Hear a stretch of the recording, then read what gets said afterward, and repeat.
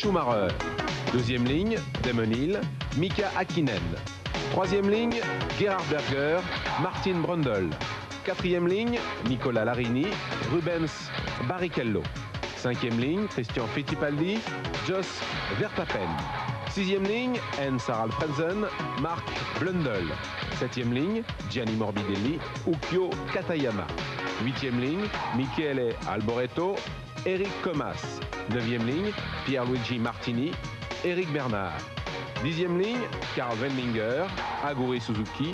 Onzième ligne, Olivier Beretta et Olivier Panis. Douzième ligne, Johnny Herbert, Pedro Lamy. 13e ligne, David Brabham, Roland Ratzenberger, non qualifié, Paul Belmondo et Bertrand Gachot.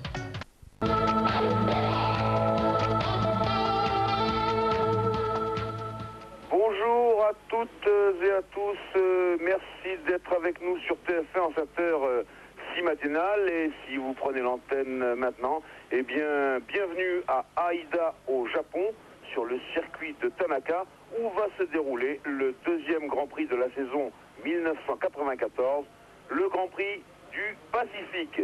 Et j'en viens tout de suite à l'affiche de ce Grand Prix. C'est d'un côté le duel Benetton-Ford-Williams-Renault, c'est de l'autre côté la percée de McLaren-Peugeot dans la cour des grands. C'est d'un côté l'enjeu de ce Grand Prix avec le rétablissement de Ayrton Senna que vous voyez en ce moment sur votre écran, le pilote Williams-Renault, vis-à-vis de Michael Schumacher, le chef de file de Benetton Ford. Et puis c'est Mika Häkkinen et Gerhard Berger, l'un sur McLaren Peugeot, l'autre sur Ferrari, qui vont essayer de mettre leur grain de sel dans ce débat déjà très savoureux. En parlant de Berger, je pense naturellement à Ferrari, et nous avons ici une petite pensée émue pour Jean Alesi, qui est resté en Avignon et qui va bien sûr surveiller l'évolution des Ferrari, de Berger bien entendu, et de Nicola Larini qui le remplace. Les chiffres de ce Grand Prix, eh bien, c'est la 550e épreuve du championnat du monde depuis qu'il existe. C'est donc la 45e saison, mais nous n'avons pas de référence puisque, on vous l'a dit, au long de ce week-end, c'est la première fois qu'on court ici à Aida. Dernier chiffre, 83 tours de 3 km et 703 mètres, soit un Grand Prix de 307 et 339 mètres, 307 km et 339 mètres, alors que la grille de départ va bientôt attaquer le tour de formation. La première ligne de ce Grand Prix est composée de Ayrton Senna et Michael Schumacher, la deuxième ligne de Damon Hill et de Mika Häkkinen, la troisième ligne de Gerhard Berger et de Martin Brundle, soit dans l'ordre une Williams-Renault, une Benetton Ford, une Williams-Renault, une McLaren-Peugeot, une Ferrari et la deuxième McLaren-Peugeot. Beaucoup d'incertitudes dans ce Grand Prix, beaucoup d'incertitudes notamment à cause de la chaleur et Johnny Reeve à cause des pneus. Un Grand Prix du Pacifique que l'on attend riche en rebondissements, déjà de par la configuration du circuit de Aida. Jean-Louis vous a dit qu'il y aurait 83 tours de course pour ce Grand Prix du Pacifique, 83 tours qui correspondent à 913 virages. 913 virages en 1h40, 1h45 à 180 de moyenne. Cela va placer les pilotes, voici le départ du tour de formation, cela va placer les pilotes dans des situations souvent critiques. C'est un circuit qui est émaillé jalonné de points extrêmement délicats. Donc les deux premiers virages du circuit, ce virage à gauche dans lequel nous nous trouvons s'appelle le virage Williams, en l'honneur de Frank Williams. Et puis ici, les S10 de Sterling Moss, les S de Moss, alors que je crois que dans les stands, Pierre Van Vliet, vous avez justement des tuyaux sur les pneus. Oui, quelques informations. Vous savez que ce nouveau circuit est très exigeant en matière de pneumatique. Il y a les pneus tendres, les pneus durs. Curieusement, ce sont des pneus tendres qui s'adaptent les mieux ici parce qu'effectivement, le revêtement est très abrasif et qu'il faut de l'adhérence. Alors la plupart des favoris ont choisi les gommes C, les pneus tendres, alors que certains concurrents sont en pneus B en gomme dure, en l'occurrence Martin Brundle sur la seconde McLaren Peugeot, mais aussi chez Sauber, chez Ligier, chez Jordan, où on a un peu panaché en se disant qu'on allait sans doute mettre ses œufs dans différents paniers, avec certainement 2 ravitaillements pour changer de pneus et pour ravitailler en carburant, peut-être même 3 dans la plupart des équipes. Des équipes où on a économisé les pneus tout au long du week-end avec des pneus neufs qui sont là, qui sont tout frais pour la course, notamment chez McLaren où il y a 3 trains de pneus neufs, ce qui laisse entendre qu'on s'oriente peut-être vers une course avec 3 arrêts et 3 ravitaillements. Une autre précision, Pierre Van Dit, elle vient de la part de Ayrton Senna, qui est l'un des hommes en pointe de ce Grand Prix du Pacifique.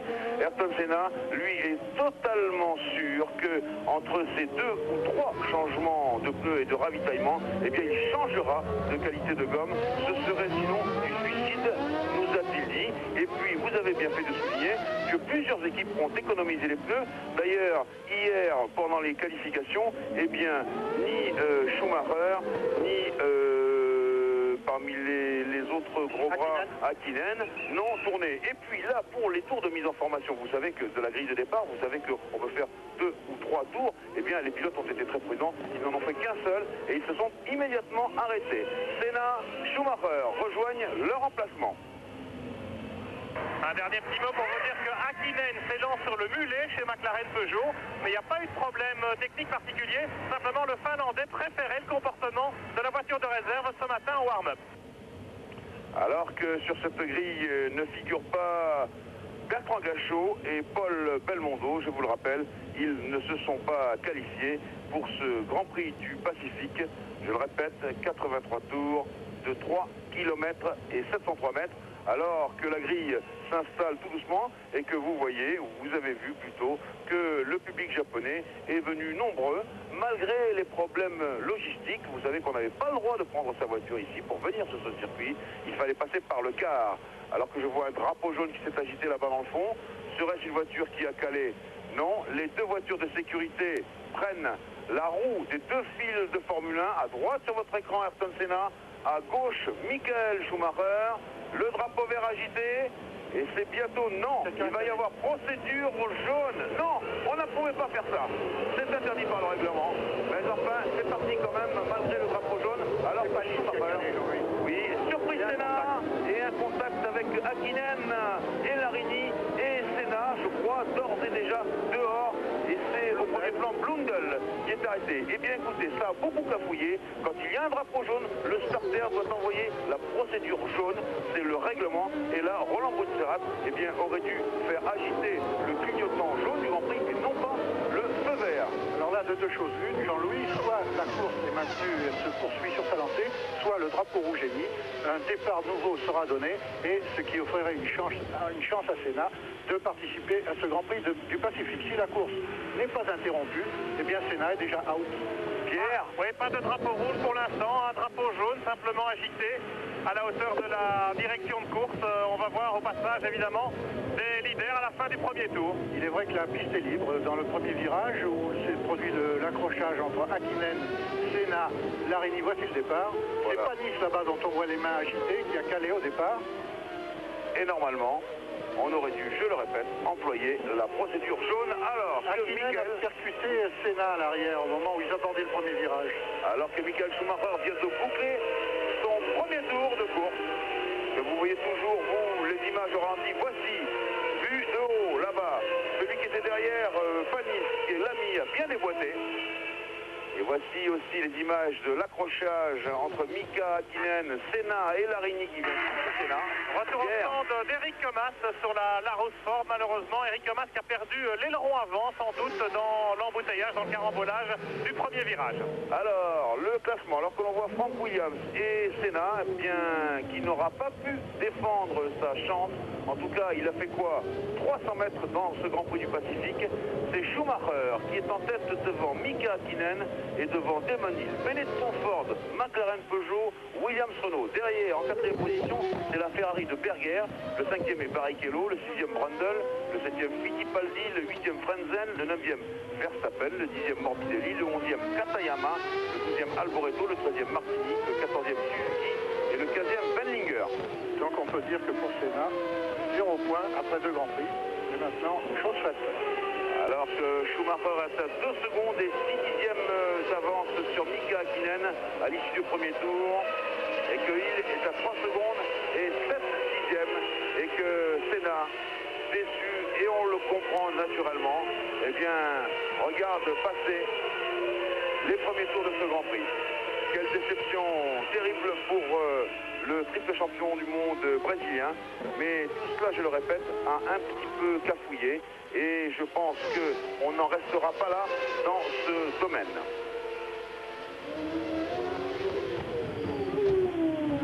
Nous sommes dans le troisième tour de course et Schumacher à 2 secondes et 7 dixièmes d'avance sur Hakkinen, et 3 secondes 7 dixièmes sur Damon Hill. Voici, c'est affiché sur votre écran, tandis que Senna salue dépité la foule. Vous savez qu'ici au Japon, le pilote brésilien compte énormément de supporters. Il est très aimé depuis son passage assez long d'ailleurs chez McLaren Honda à l'époque. Et naturellement, les spectateurs nippons sont désolés pour lui, alors que vous avez Schumacher avec cette Benetton au parement rouge. Regardez bien le nez, c'est ainsi que l'on distinguera maintenant cette Benetton Ford. Schumacher loin devant, Hakkinen, Damon Hill, et puis Berger, Barrichello, Brundle, et puis le jeune Fittipaldi emmenant Frentzen, Verstappen et Morbidelli. Alors Jean-Louis, Eric Comas a repris la course après un arrêt à son stand pour faire réparer l'avant de sa Larousse. Et le nombre des abandons s'élève déjà à 4. Outre Senna, dont le début de saison est calamiteux pour le titre de grand favori au championnat du monde qu'il détient, et bien outre Senna, donc les abandons de Olivier Panis, Marc Blundell, voici le replay, le carambolage de l'intérieur de la voiture de Berger. Hakkinen a tamponné Senna à l'arrière. Senna a freiné plus tôt qu'Hakkinen. Non, c'est la queue de Damon Hill. C'est pas possible. Oh, mais c'est la catastrophe. C'est aussi un début de course calamiteux. Dans le virage où lui-même et Senna hier ont déjà effectué un tête à queue, virage dit revolver. Oui, ce virage revolver où l'on se demande si les Williams Renault n'ont pas connu soit des problèmes de transmission, avec donc Damon Hill qui sème la perturbation dans ce peloton en voulant rattraper le temps perdu. Alors, est-ce un problème? Elle ne sera pas car ses pneus sont maculés de terre, de sable, et là il va prendre du retard. Est-ce un problème de différentiel? Est-ce un problème aérodynamique? Justement, chez Williams Renault, on pensait que c'était peut-être la transmission, un différentiel un peu sophistiqué, un peu compliqué. Et puis, il s'est avéré que c'était un problème aérodynamique puisqu'on a relevé la hauteur de caisse, mais vous voyez que ça n'a pas beaucoup servi. En tout cas, le classement prend une nouvelle tournure alors que rentrent de conserve Nicolas Larini à gauche et Ayrton Senna à droite vers les stands. Eh bien, le classement a changé dans ce quatrième tour. Vous l'avez vu, suite au tête à queue de Damon Hill, un Michael Schumacher sur sa Benetton Ford, 2 Mika Hakkinen sur sa McLaren Peugeot à 6 secondes, 3 Gerhard de Berger à 11 secondes. Attaque de Damon Hill qui essaie de dépasser Verstappen. Mais le jeune Hollandais n'a pas l'intention de s'en laisser compter. Ça va être dur pour Damon Hill car il faut remonter sur ce circuit de Tanaka qui n'offre qu'un endroit à peu près correct pour dépasser et c'est le bout de la ligne droite avec cette épingle. Damon Hill qui vient de remettre les pieds dans la terre. Monsieur Hill, vous feriez bien de vous calmer parce que vous n'allez pas aller bien loin si vous continuez sur ce ton-là. Alors tout se présente bien pour Schumacher, vainqueur du Grand Prix du Brésil. Son avance est maintenant très confortable sur Hakkinen. Cela peut s'expliquer. Hakkinen est enchanté d'occuper la deuxième place. Il ne s'attendait pas à un début de course aussi tonitruant de la part de sa McLaren Peugeot. Les événements y ont aidé. Et Hakkinen... Johnny, je suis avec Nicolas Larini, pilote Ferrari. Nicolas, que s'est-il passé dans ce premier virage? Rien. J'ai vu Senna, il attaque. Il n'y avait pas de... Possibilité de l'éviter. Oui, bon. Grosse déception alors Nicolas, mais on vous retrouvera à Imola chez Ferrari. Je suis parti très bien. Oui. Très déçu. Très déçu, voilà. Voilà pour Nicolas Larini. Un petit détail encore, Jean-Louis, Olivier Panis qui avait calé sur la grille de départ, et c'est un peu là, évidemment, qu'il y a eu le problème, vous l'avez vu, il y a eu ce départ pour le moins mouvementé. Eh bien, il a pu repartir finalement, Panis, après avoir calé, il a pu relancer le moteur de sa Ligier, il est dans la course. Nous sommes dans le 6e tour de ce Grand Prix du Pacifique qui en comporte 83, donc la route est encore très longue. Et Damon Hill, eh bien, s'est emparé de la 8e place. Nous le voyons ici, exactement à l'épingle le freinage du bout de la plus longue des lignes droites de ce circuit Tanaka qui est installé dans les environs d'Aïda, alors que Frank Williams pèse déjà le poids de la défaite de Senna dans ce Grand Prix du Pacifique et que Schumacher vient de passer Comas sans coup férir. Comas à qui il prend d'ores et déjà un tour et que Panis, lui, sur sa Ligiano, eh bien, est à 2 tours déjà du classement. En tête, Schumacher cavalier seul devant Mika Hakkinen et Gerhard Berger, alors que Damon Hill ici vient à bout de Harald Frentzen, et cela pour le gain de la 7e place. Déchaîné, Damon Hill.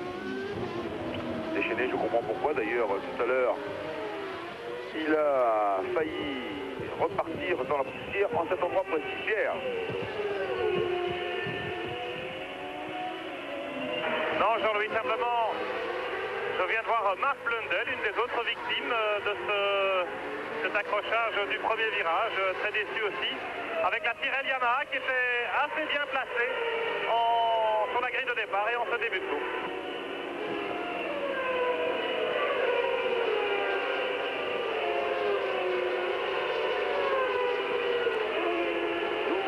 Dans le 8e tour de ce Grand Prix du Pacifique avec en tête Michael Schumacher devant Mika Hakkinen et Gerhard Berger, alors que nous suivons ici la remontée de Damon Hill après un tête à queue en 7e position, remontée que nous allons bien entendu suivre au plus près après ces quelques messages. Retour dans le 10e des 83 tours du Grand Prix du Pacifique avec ce cavalier seul de Michael Schumacher dont la Benetton Ford possède maintenant 7 secondes et 7 dixièmes d'avance sur la McLaren Peugeot de Mika Hakkinen, et la Ferrari de Gerhard Berger est elle encore plus loin à 12 secondes. Pierre Van Vliet, vous êtes mis en posture du côté de la tour de contrôle. Dites-nous pourquoi. Eh bien, c'est là que Ayrton Senna est allé trouver refuge après l'incident du départ. Vous savez qu'il y a eu une petite touchette, semble-t-il, entre la McLaren Peugeot de Mika Hakkinen, que vous avez à l'écran pour l'instant, et la Williams Renault dans ce premier virage. Mais il y a surtout eu une grosse hésitation au moment du départ, au moment du feu vert. Et Senna semble mécontent que la procédure de départ n'ait pas été remise à zéro, ce qui lui aurait permis évidemment de repartir sur la voiture de réserve. Il est allé voir les commissaires sportifs et nous l'attendons au pied de la tour. Il redescend l'escalier maintenant. Dans quelques secondes, je vais essayer de récupérer quelques informations de sa part. Alors que nous avons assisté au dépassement un peu houleux de Eric Comas par Mika Hakkinen, mais il est vrai, Johnny, que sur ce circuit, il n'y a, je le disais, qu'un endroit où dépasser, et c'est l'épingle. Très mauvais, Mika Hakkinen. Fume. La McLaren fume, une fumée bleutée, on dirait de l'huile qui s'échappe du moteur. Est-ce la conséquence de la collision du premier virage? Est-ce qu'un radiateur de la McLaren a été endommagé? Point d'interrogation pour l'instant. Hakkinen continue comme si de rien n'était. Alors que les caméras de Fuji TV suivent au plus près cette McLaren Peugeot. Oui, Johnny, nous parlions de ce circuit avec délicat où on ne peut Ayrton pas passer. Senna, Jean-Louis Moncet. Oui. Ayrton, just one small explanation. What happened? At the start, Michael had a better start. We came to the first corner. It was not possible to overtake. So I waited for Michael to go in. And then Mika came from behind and hit me from behind. Right from behind. Just put me off. Do you believe it was a problem at the start with the green light? No, I don't think so. Thank you. Voilà. Ayrton Senna donc qui nous précise que le départ ça a été très chaud avec Schumacher qui avait été un petit peu plus prompt au moment de l'envol et du drapeau vert, et que bien sûr il n'y avait pas de place. Il a laissé passer Schumacher dans le premier virage, mais que Hakkinen était à l'intérieur, qui n'a pas pu éviter le contact. Et finalement, vous l'avez entendu, Senna n'a pas à se plaindre de la procédure de départ. Finalement, fausse alerte de ce côté-là. Les choses choses se bousculent en ce moment avec la remontée de Damon Hill qui a dépassé Martin Brundle ici sur l'image sans conférir à l'épingle, ce qui nous donne maintenant, voici au ralenti, ce assez beau duel au freinage entre la Williams Renault et la McLaren Peugeot, ce qui nous donne pour l'instant toujours Schumacher en tête, mais avec 9 secondes et 9 dixièmes d'avance sur Mika Hakkinen, dont on a vu que la McLaren Peugeot était blessée. Le troisième est toujours Berger. Johnny. On a remarqué aussi que dans le duel qui a opposé Brundle à Damon Hill, l'avantage de Damon Hill était d'avoir un moteur extrêmement puissant, ce qui lui a permis de venir à hauteur de la McLaren dans la ligne droite et de pouvoir se mesurer à elle au freinage de l'épingle et de la passer. Là, Damon Hill, il a dépossédé Barrichello de la 4e place dans une manœuvre elle aussi osée, puisque c'était au virage de Hackwood et que là Barrichello allume ses roues au freinage. C'est une manœuvre déjà beaucoup plus délicate qu'à l'épingle. Cette courbe est une courbe difficile en remontée, même si avec les caméras on ne le perçoit pas très bien. C'est un virage très délicat, alors que le classement s'affiche sur vos écrans et c'est donc maintenant Verhill qui est en 4e position. Ça c'était au tour précédent. À la place de Barrichello, le 6e est toujours Brundle, le 7e Fittipaldi, le 8e Frentzen, le 9e Verstappen, le 10e Morbidelli, le 11e Katayama, le 12e Alboreto, 13 Martini, 14 Renlinger, 15 Suzuki qui remplace Irvine, 16 Beretta, 17 Bernard, 18 Lamy, 19 Herbert, 20 Ratzenberger sur la team tech et 21, eh bien c'est Eric Thomas qui ferme la marche. 21 voitures sur 26 au départ, il en manque déjà et vous le savez pourquoi.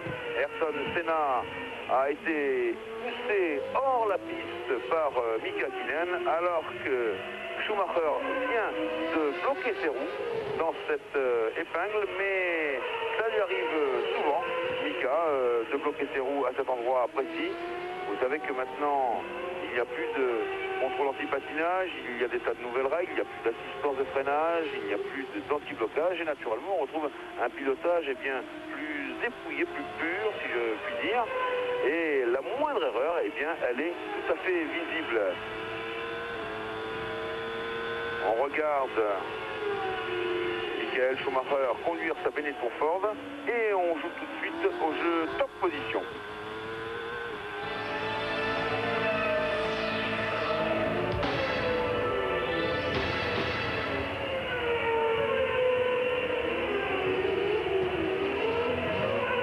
Ce n'était pas très difficile, eh bien n'oubliez pas 3615 code TF1.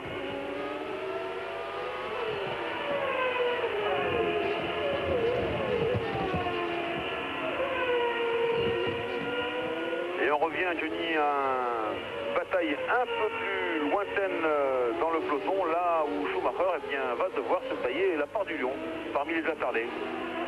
Le gros peloton est emmené actuellement par Berger. Berger qui compte 28 secondes 7 de retard sur le leader Schumacher et qui précède Damon Hill qui va avoir affaire à plus forte partie contre l'Autrichien et la Ferrari. Il lui sera difficile, malgré son moteur Renault, de venir à sa hauteur dans la ligne droite car le moteur Ferrari a montré toute sa puissance lors des essais. Les Ferrari avaient une dizaine de km/h d'avantage sur leur rival direct en vitesse de pointe. Alors que ça chauffe depuis un bon moment entre Rubens Barrichello et Martin Brundle, nous sommes dans le 16e tour de ce Grand Prix du Pacifique et c'est un couteau tiré entre la Jordan à moteur Hart et la McLaren à moteur Peugeot. Alors que, il faut tout de même l'avouer, Mika Hakkinen eh bien, est toujours en 2e position à 11 secondes de Schumacher. Mika Hakkinen qui nous a fait peur parce que un assez joli jet de vapeur ou d'huile ou d'eau bouillante, peu importe, s'est échappé de son moteur et nous avons craint le pire, eh bien il est toujours là. Ah, ça c'est chaud. Gerhard Berger, Damon Hill, voilà maintenant Hill proche de la 3e place. C'est dire le potentiel de la Williams Renault quand même, Johnny. Voilà, le duel très attendu entre ces deux outsiders. Une Larousse est en train d'abandonner. Oui, nous l'avons vu fugitivement sur la droite. Nous saurons bientôt avec Pierre Van Vliet de qui il s'agit. En tout cas, on regarde Berger et Hill, c'est-à-dire la Ferrari 412 T1, la Williams FW16 à moteur Renault. C'est Olivier Beretta qui vient d'abandonner, Jean-Louis, mais le temps qu'il revienne au stand pour avoir de plus amples informations. Berger, toujours troisième, Desmanil quatrième. Virage très délicat, attention à ne pas être déventé dans cette terrible S dit de Stirling Moss. Point très délicat, pas beaucoup de place entre les murs, c'est Beretta. Eh bien, il est en train d'être poussé à l'extérieur du livreur. Desmanil qui essaye un petit peu l'extérieur-l'intérieur. On va voir ici, c'est le moment de vérité. Voilà. Il déboîte pas. Berger sert un peu, Desmanil l'extérieur. Ça c'est très délicat, mais c'est presque fait. Non. Ah, Gerhard ne met pas la bonne volonté à se laisser passer. Ça ne vous plaît pas trop, ça, Johnny? Au début de course, ce procédé est peut-être un petit peu contestable. Cavalier. On peut admettre qu'un pilote ferme la porte à son adversaire direct dans les 2-3 derniers tours pour préserver une place chaudement conquise, mais là on est très loin de l'arrivée et la menace de Berger, bon, c'est entré un petit peu dans les mœurs aujourd'hui de la Formule 1, mais on peut le regretter.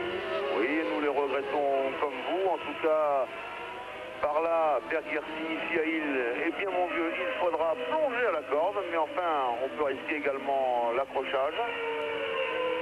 Alors que vous voyez de près le double aileron de cette Ferrari qui est muni de 2 caméras. Les deux voitures comptent maintenant 32 secondes de retard sur Schumacher, toujours en tête. Ah, c'est un grand prix où il se passe beaucoup de choses et c'était prévisible entre les ravitaillements et les pneus qui vont bientôt commencer parce que je crois, Pierre Van Vliet, que chez Williams, Renault, comme chez McLaren Peugeot, comme chez Benetton Ford et comme chez Ferrari, on est en train de s'agiter, c'était prévisible. En plus, c'est un circuit dont le revêtement n'est pas très adhérent et qui occasionne pas mal de dérapages. Et puis, eh bien, dans ces petits problèmes de circulation, alors que Mika rentre au stand et qu'on va déclencher nos chronomètres, eh bien, il peut se passer énormément de choses. Attention, le premier ravitaillement d'importance, c'est Mika Hakkinen et top pour lui. Cela semble confirmer en tout cas que McLaren s'oriente vers 2 voire 3 arrêts pour ravitailler et changer de pneus dans ce Grand Prix du Pacifique. Voilà, oui. Il a calé. Il a calé. Peut-être un problème d'embrayage, bien. Oui, pas d'affolement, on amène le démarreur. Hakkinen fait alors que derrière lui, effectivement, chez Williams, vous le voyez, Desmanil ravitaille et Hakkinen repart enfin. 27 secondes pour Hakkinen, c'était très long. Desmanil, Johnny, je sais 5-6 secondes sur Hakkinen. Aïe. Mais je crois qu'on peut dire 6 secondes. Et c'est relancé. Alors la stratégie chez Ferrari consistait en un changement de pneu minimum. Étant donné les difficultés qu'il y a, les difficultés de dépassement sur le circuit de Haida, Jean Todt avait prévu que moins les Ferrari s'arrêteraient à son stand, au stand Ferrari, pour changer de pneu, mieux elle se porterait.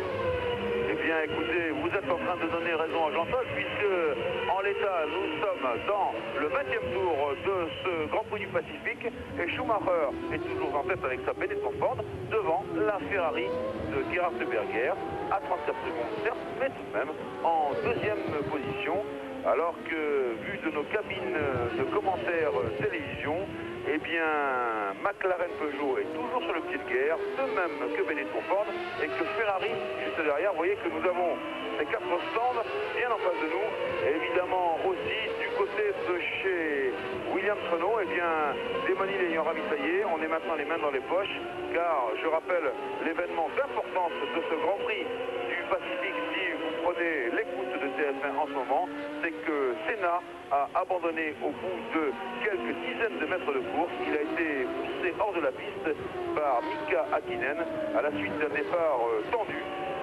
dont les dernières lignes ont fait les frais d'ailleurs un petit peu puisqu'il y avait un moteur calé.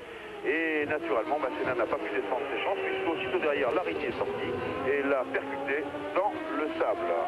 C'est la valse des ravitaillements avec Wendlinger et Alboreto. On a été plus vite chez Sauber, ce qui a permis à Wendlinger de dépasser Alboreto à même les stands. Maintenant, c'est au tour de Eric Comas de s'immobiliser au volant de la seule Larousse rescapée pour un premier ravitaillement changement de pneus. Alors que Panis, sur sa Ligier Renault, vient lui aussi de pénétrer dans la voie des stands. Panis qui était en 21e et dernière position à 2 tours.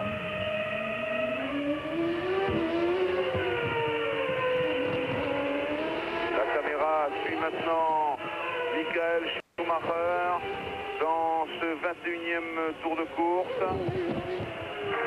Un problème chez Larousse au moment du ravitaillement d'Eric Comas, mais il repart. Un problème avec l'embout du tuyau de ravitaillement qui était resté coincé.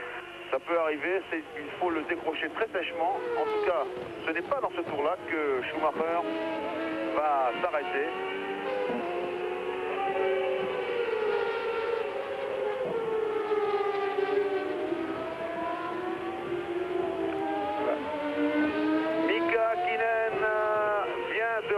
Directement là, dans le stand McLaren Peugeot. Voilà ce que est le résultat du ravitaillement. Peut-être un petit problème de surchauffe. Johnny Reeves, hier, Jean-Pierre Jabouille nous expliquait que des ravitaillements, c'était très tangent pour le moteur qui avait non pas tendance à chauffer, mais quand même à emmagasiner de l'air chaud autour de lui, et que d'ailleurs on sait déjà que McLaren a très largement modifié l'entrée d'air et l'extraction d'air chaud dans les pontons de la voiture. On peut dire que la McLaren a tendance à surchauffer, et ce que redoutait Jean-Pierre Jabouille, c'était un arrêt un peu prolongé lors du changement de pneu, et là il a été énormément prolongé puisque Hakkinen est resté arrêté 28 secondes à son stand, et cela a peut-être été fatal à son moteur. Avant de vous apporter des précisions sur l'abandon de Mika Hakkinen, eh bien, Olivier Beretta, à côté de nous. Olivier, vous avez rencontré quel genre de problème en début de course? J'ai eu un petit problème dans la ligne droite, je pense que ça doit être un problème de batterie. J'étais en 36e et le moteur a coupé et j'ai essayé de rentrer au stand pour pouvoir changer la batterie, mais malheureusement je me suis arrêté dans les 2 courbes avant l'entrée des stands. Et bon, ben, c'est dommage, mais on pense déjà à Imola, on verra bien. Quel est l'état de la piste, Olivier, par rapport aux essais? Est-ce qu'on peut trouver ça comparable? Disons que par rapport au warm-up, le warm-up était à 8h ce matin, il faisait très frais. La piste était quand même assez rapide. Et là, pendant la course, il fait très chaud. Et la piste avait tendance à être très poussiéreuse. Il y a eu quelques petites sorties de route à droite et à gauche, ça n'a pas arrangé les choses. Mais bon, ceci dit, la piste est pour tout le monde pareil. Ok, merci Olivier Beretta. Et nous suivons Gerhard Berger dans le 23e tour de ce Grand Prix du Pacifique. Berger en 2e position. Johnny, ce qu'on peut dire maintenant, c'est que, eh bien, débarrassé de la pression, ce qui aurait été éventuellement le fait d'Ayrton Senna, avec Berger à 41 secondes, Schumacher n'est pas pressé de se ravitailler, en tout cas de changer de pneu. On peut dire que Schumacher roule sur du velours. Et il s'arrête pour changer de pneu. Là, il n'est pas pressé, il est loin derrière les autres.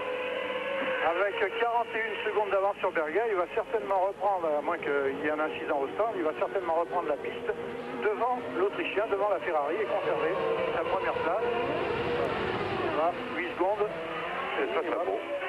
Et il y a encore suffisamment de pneus neufs chez Benetton pour que Schumacher procède à 2 arrêts ravitaillement supplémentaires. Oui, puisque je rappelle alors que Hakkinen ici est en train d'expliquer ce qui s'est passé, et probablement qu'il va parler du départ aussi de ce Grand Prix, départ un peu mouvementé, vous le savez. Eh bien, Schumacher a repris la piste et voilà, le 2e homme de la situation. Ça n'a pas modifié le classement. La route est belle et large pour la Benetton Ford en tête de ce Grand Prix du Pacifique. Et puis la Ferrari, alors que derrière, eh bien, un peu plus loin, alors que Verstappen s'arrête à 60 maintenant, un peu plus loin, Barrichello mène un peloton appelons ça comme ça, Barrichello avec derrière eh bien Brundle. Et puis plus loin, ensuite c'est Frentzen et Hill qui doit remonter maintenant à nouveau. Et puis encore plus loin, Morbidelli, route en roue. Pierre. Oui, Mika Hakkinen avec nous. Michael, and I got to Ayrton. And that's the way it was. And Ayrton's son, and that's about it. I carry on going. Everybody's late braking and they touch it. Un petit peu difficile ici parce qu'il y a beaucoup de monde chez McLaren. Oui, nous n'avons pas entendu Pierre, traduisez. On recommence, attends.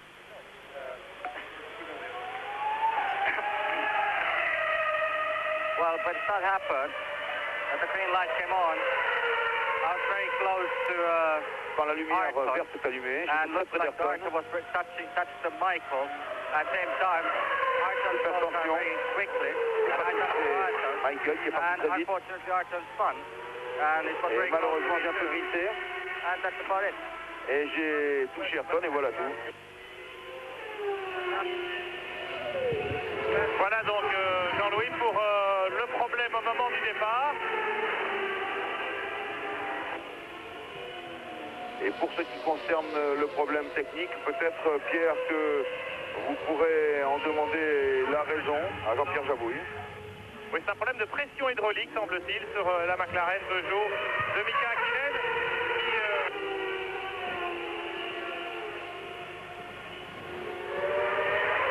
Quelques détails supplémentaires dans un instant. Oui, oui. Il y a du monde autour de Mika.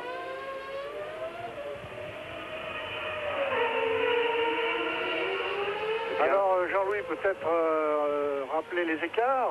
Tout à l'heure, avant l'arrêt de Schumacher, Berger comptait 41 secondes de retard sur la Benetton Ford de tête. Et après l'arrêt du jeune Allemand, eh bien, cet écart s'est réduit à 25 secondes après 25 tours de course. Mais Berger n'a pas encore effectué de changement de pneus ni de ravitaillement en essence. Le changement de pneu de Berger, c'est peut-être pour très bientôt, puisque je vois que chez Ferrari, on s'agite. Belle bagarre ici entre Barrichello et Brundle. Depuis le début de la course, les deux hommes sont 5 dixièmes. Regardez, 5 dixièmes. Et parfois, Barrichello maltraite ses pneus en retardant au maximum ses freinages pour tenter de... Encore une fois, à l'entrée de l'épingle, la roue avant droite se délaisse et le pneu se bloque et ça n'arrange pas la situation des pneumatiques de la Jordan.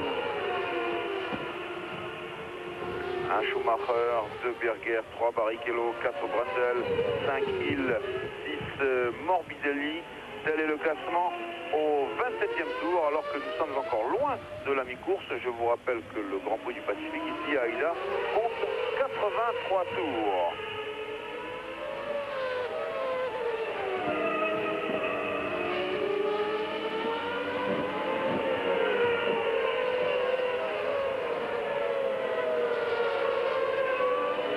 Toujours pas de Gerhard Berger dans la ligne des stands.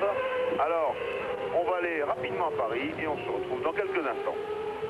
Le 29e tour de ce Grand Prix du Pacifique ici à Aïda, Grand Prix qui comporte 83 tours, alors que nous avons une caméra embarquée sur la seule McLaren Peugeot encore en course, celle de Martin Brundle.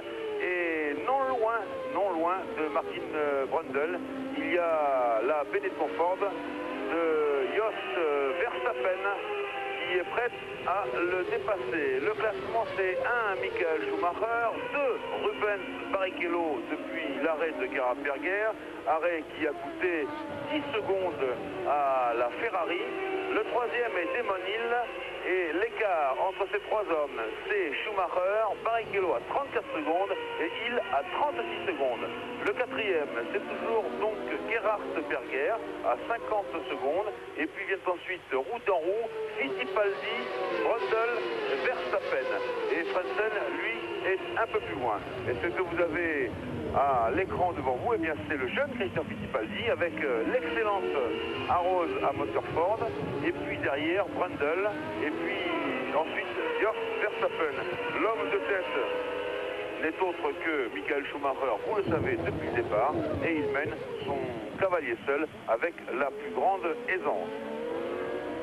Dans les stands, Jean-Louis, on fait un petit peu les comptes, évidemment, des ravitaillements, et vous constatez que certaines équipes qui ont appelé sur le moins d'arrêts possible, Ferrari avec Gerhard Berger, vous l'avez souligné tout à l'heure, mais aussi McLaren Peugeot avec Martin Brundle, qui s'est lancé en pneus B à gomme dure. C'est également le cas des équipes Jordan et Arrows notamment. Et vous avez remarqué les belles performances, belles prestations de Barrichello et de Fittipaldi notamment. Bien sûr, alors nous poursuivons dans l'ordre du classement, alors que nous avons toujours un Schumacher, deux Barrichello, trois Desmonil, quasiment roue en roue. À la hauteur de la 10e place, c'est Karl Wendlinger, le 11e est Alboreto, le 12e Katayama, le 13e Martini, le 14e Aguri Suzuki, un revenant. Il remplace Eddie Irvine qui a écopé de 3 Grand Prix de suspension, alors que là, les caméras embarquées nous montrent le très beau duel, incisif Martin Brundle, incisif avec Christian Fittipaldi qui ne s'en laisse pas compter. Et je comprends pourquoi Brundle insiste, c'est que derrière, Verstappen n'est pas loin. Le 12e est Katayama, le 13e Martini, le 14e Suzuki, le 15e Lamy, le 16e Eric Bernard, le 17e Johnny Herbert, le 18e Eric Omas, le 19e Ratzenberger, le 20e Panis. C'est 20 voitures seulement. Et là, on suit le duel qui oppose Barrichello, actuellement deuxième, à Desmonil. Barrichello est le seul des hommes de tête à n'avoir pas encore observé d'arrêt à son stand, et Desmonil vient de le passer dans le virage Atwood. Desmonil qui lui a changé de pneus déjà. On peut penser que ses pneus sont en bien meilleur état que ceux de Barrichello, qui a déjà effectué 30 tours et qui les bloque très souvent, comme on vient encore de le voir à l'entrée de l'épingle. Et bien qu'il soit parti avec des pneus B les plus durs, eh bien Barrichello doit commencer à avoir du mal à maintenir sa Jordan sur la piste. On va voir s'il va choisir ce tour-ci pour mettre des pneus plus frais. Alors Desmonil, bien sûr, toujours à l'attaque, alors que là on retrouve le gros peloton des belligérants avec Eric Omas qui va devoir concéder un tour d'écart. Derrière c'est Christian Fittipaldi, c'est Martin Brundle et Jos Verstappen. Martin Brundle avec la seule McLaren Peugeot encore en course, je vous l'ai dit. Et Voilà, Barrichello dans les stands. Barrichello passe à fond dans les stands. Alors, Pierre Van Vliet nous disait tout à l'heure, voilà le ravitaillement de Barrichello, top pour lui.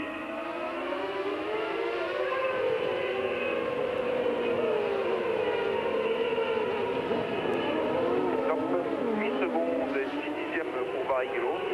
Pierre Van Vliet nous parlait tout à l'heure des problèmes de pression hydraulique pour Mika Hakkinen. Eh bien, il faut dire que sur cette McLaren Peugeot, on a remplacé l'électronique très sophistiquée de la voiture de l'an dernier par un système hydraulique qui lui est autorisé. C'est-à-dire que vous avez le moteur qui entraîne une pompe principale. Cette pompe principale distribue de la pression à tous les étages de la voiture, à tous les niveaux, aussi bien pour faire marcher le différentiel que pour faire marcher plein d'autres accessoires, notamment autour du moteur Peugeot.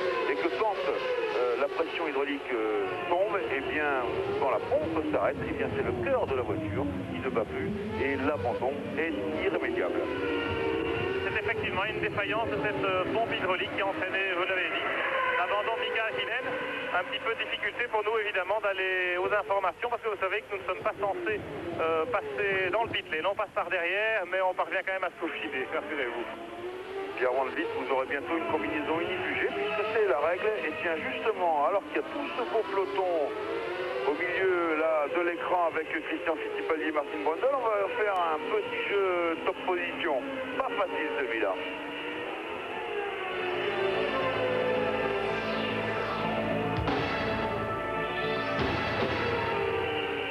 Avec 36-15 code TF1 pour jouer naturellement.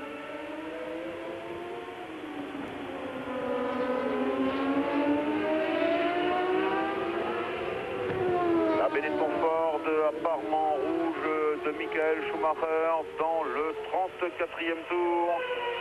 On approche de la mi-course et rien n'est gagné pour le pilote allemand. Il qui a gagné le Grand Prix du Brésil il y a 15 jours à São Paulo et qui s'avère, il faut bien le dire, maintenant parmi les grands favoris de cette saison 1994. Vous le connaissez, on vous l'a dit, le raisonnement de Benetton, il était simple. Il s'agissait de faire évoluer cette voiture, déjà très compacte, très basse, autour d'un moteur de plus en plus petit dans ses dimensions, et puis quand même avec pas mal de puissance.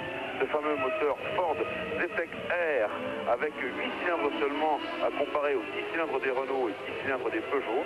Eh bien, il s'agissait de mettre cette Benetton Ford le plus rapidement possible sur la piste, ce qui a été fait dans les tout premiers jours du mois de janvier 1994, ce qui fait que chez Benetton, on a bénéficié de 3 mois d'essai au cours desquels eh bien, la voiture a été livrée à toutes sortes de tests intensifs. Eh bien, le résultat est là, c'est que peut-être que Benetton n'a pas vraiment innové, en tout cas Ford l'a fait sur le plan du moteur, et ça c'est très très payant.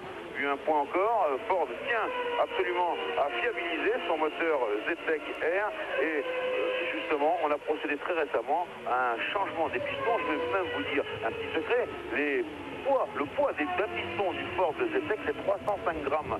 C'est pas beaucoup si un jour vous avez eu la chance de tenir un piston de moteur de série dans les mains.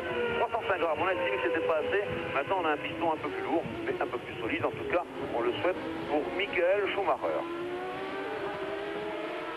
Un Schumacher qui se rapproche du peloton en bagarre pour la 5e place. Un peloton qui oppose donc Fittipaldi, Brundle et Verstappen, qui se battent tous les trois pour la 5e place. Mais je voudrais attirer l'attention des téléspectateurs sur le fait que ce petit peloton, où l'on en découvre très chaudement, est précédé, est emmené par Eric Comas, ce Français sur la Larousse, qui a presque concédé un tour dès le départ du Grand Prix pour faire réparer l'avant de sa voiture qui avait été abîmée lors des premiers incidents de course, et Comas qui tient la dragée haute à ses adversaires d'un moment. Et voilà Verstappen qui laisse passer Schumacher, lequel lui prend un tour et conforte sa position en tête du Grand Prix du Pacifique.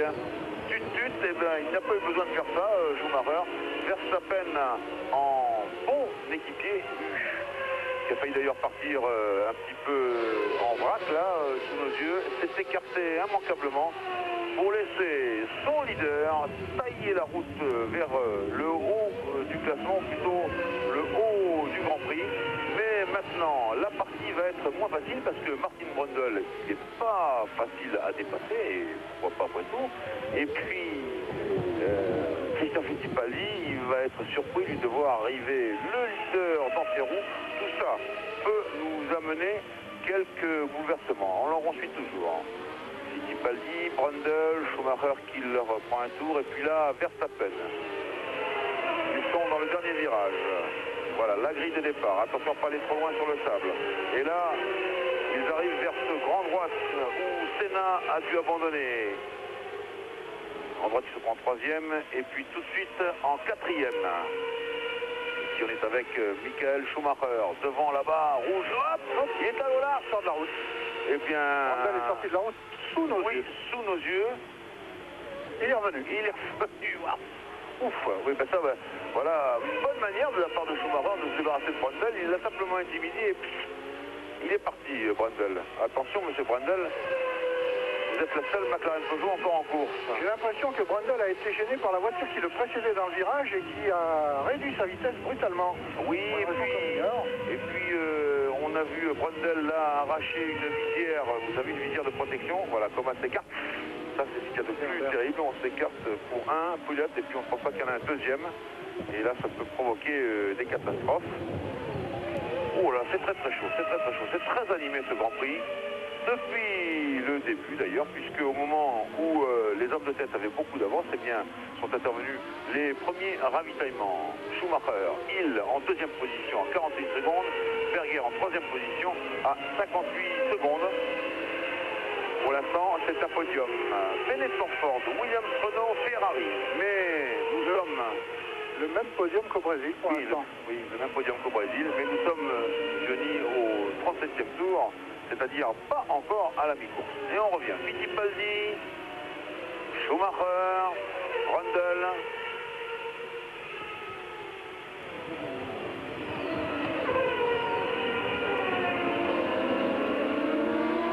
Comas, alors que la Syntex est écartée. On est dans la remontée, puis maintenant la ligne droite, avant l'épingle. Là, ça va déboîter pour les dépassements. Comas, Fittipaldi, Schumacher. Les deux hommes vont devoir concéder un tour. La Syntex écarte, elle part au large. Brundle rattrape. Schumacher, il est pris en sandwich entre le leader de la course et puis Verstappen, qui est en 7e position.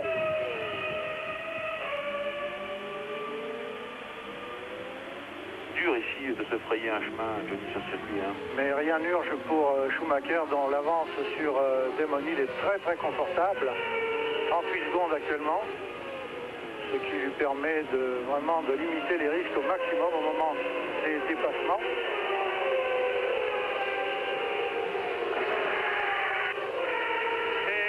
McLaren Peugeot, eh bien pas d'inquiétude en ce qui concerne Martin Brundle du côté de la télémétrie. Aucun signe de faiblesse sur sa voiture. La petite perte d'adhérence tout à l'heure était sans doute due à un écart de trajectoire et au fait qu'il a dû ramasser de la gomme sur ses pneumatiques, ce qui arrive souvent sur ce genre de circuit. Dès qu'on sort de la trajectoire propre, eh bien les pneus perdent toute leur adhérence en ramassant de la gomme usée, et c'est ce qui complique également la tâche des pilotes dans les dépassements. Pierre, vous avez raison, et ça la complique même doublement, puisqu'on vient de voir Fittipaldi essuyé à coups de grands gestes nerveux. Attention, c'est très chaud là, au freinage, avec la bénétofante qui se pointe. Attention, Fittipaldi, mais Brundle va essayer, c'était la meilleure solution. Eh bien, le pauvre Christophe Fittipaldi, il va jurer qu'on ne lui reprendra pas.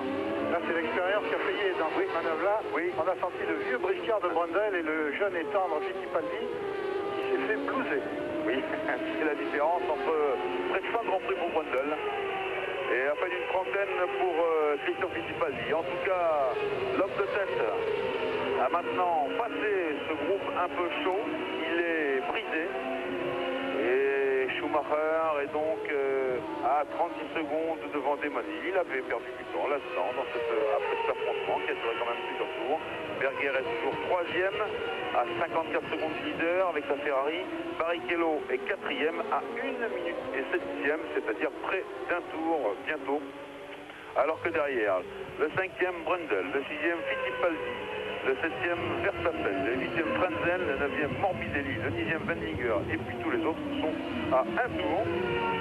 Comas en 15e position est à un tour lui aussi. Et puis Herbert, Lamy, Bernard sont à 2 tours. Ratzenberger avec la Syntex à 3 tours. Et puis Olivier Panis ferme la marche avec la JG Renault à 3 tours également.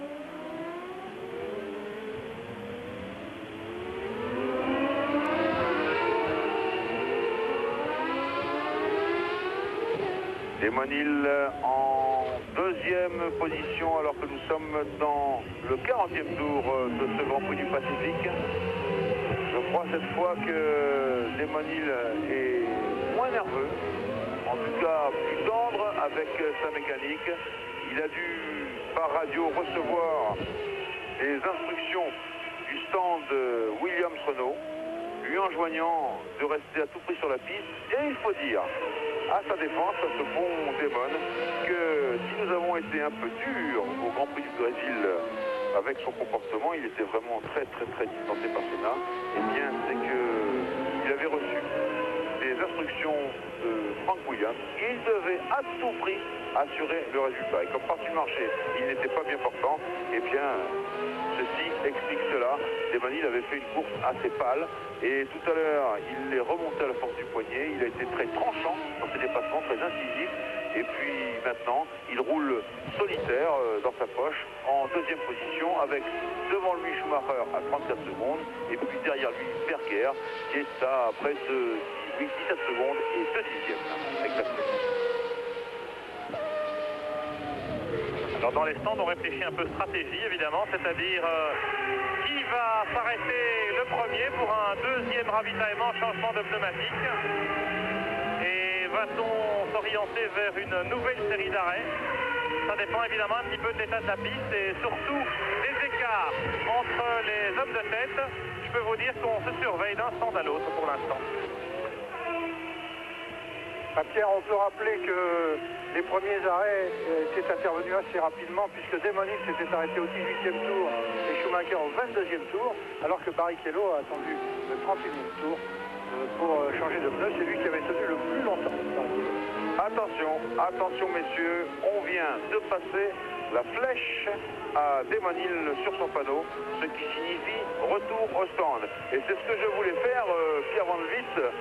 C'était un panorama des stands. Chez Ferrari, on est debout, mais à côté des pneus, encore dans les couvertures chauffantes, donc on a du temps. Chez Benetton, on n'a même pas de pneus prêts. On est là, on regarde la course avec les combinaisons et les cagoules, mais les bras croisés. Chez McLaren, c'est à peu près la même chose. Et chez Williams, on s'affole, on retire les couvertures chauffantes. Eh oui. Attention, Damon Hill, bientôt dans les stands. On est fin prêt chez Williams, vous avez bien fait de souligner Jean-Louis. Et sur la piste, pendant ce temps, eh bien, on a pu constater que Damon Hill est un petit peu en limite d'adhérence à certains endroits. C'est vrai que c'était lui qui s'était arrêté le premier tout à l'heure et qu'effectivement ces pneumatiques doivent être un petit peu à l'agonie. Les techniciens de chez Goodyear vont les ausculter très attentivement après son arrêt et ce sera également des informations utiles pour les autres écuries. L'état des pneumatiques, voilà Damon qui rentre. Attention pour le chrono, c'est vrai que la cadence de Damon était de 1,15,7 au tour, alors que Schumacher tourne en 1,14,7, top pour Damon. Pas d'affolement chez Williams. Et un arrêt très rapide, moins de 7 secondes pour Damon Hill. On n'a sans doute pas remis beaucoup d'essence. 6 secondes 9 dixièmes, 6 secondes 9 dixièmes, mais je n'ai pas vu la manœuvre de la pompe à essence, même pour ne rien vous cacher. Est-ce que cela signifie qu'il y en a remis ou pas? Si on a des images au ralenti, on le verra. Non mais on s'est effectivement contenté de changer de pneumatique sur la Williams de Damon Hill. Et ça nous donne un classement un petit peu modifié, puisque Damon Hill, le voici, et puis Berger qui est en troisième position, pas loin. Alors là, on va aussi observer les pilotes, mais également la stratégie dans les stands. Un Schumacher, 2 Hill à 52 secondes, 3 Berger à 3 secondes environ de Damon Hill. C'est écrit d'ailleurs sur votre écran en ce moment. Et tout devant, eh bien, c'est Barrichello qui va bientôt devoir concéder un tour. Deuxième arrêt pour changer de pneumatique et peut-être se ravitailler pour Michele Alboreto avec la Minardi Ford. Alboreto qui était en 11e position devant son équipier Pierluigi Martini.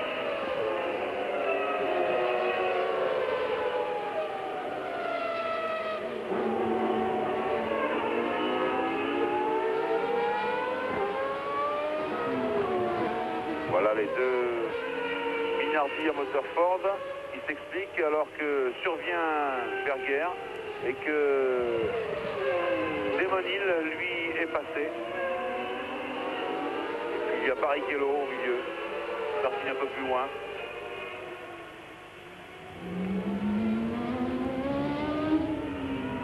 Voilà la distance entre Damon Hill et Gerhard Berger, 2 secondes et 1 dixième.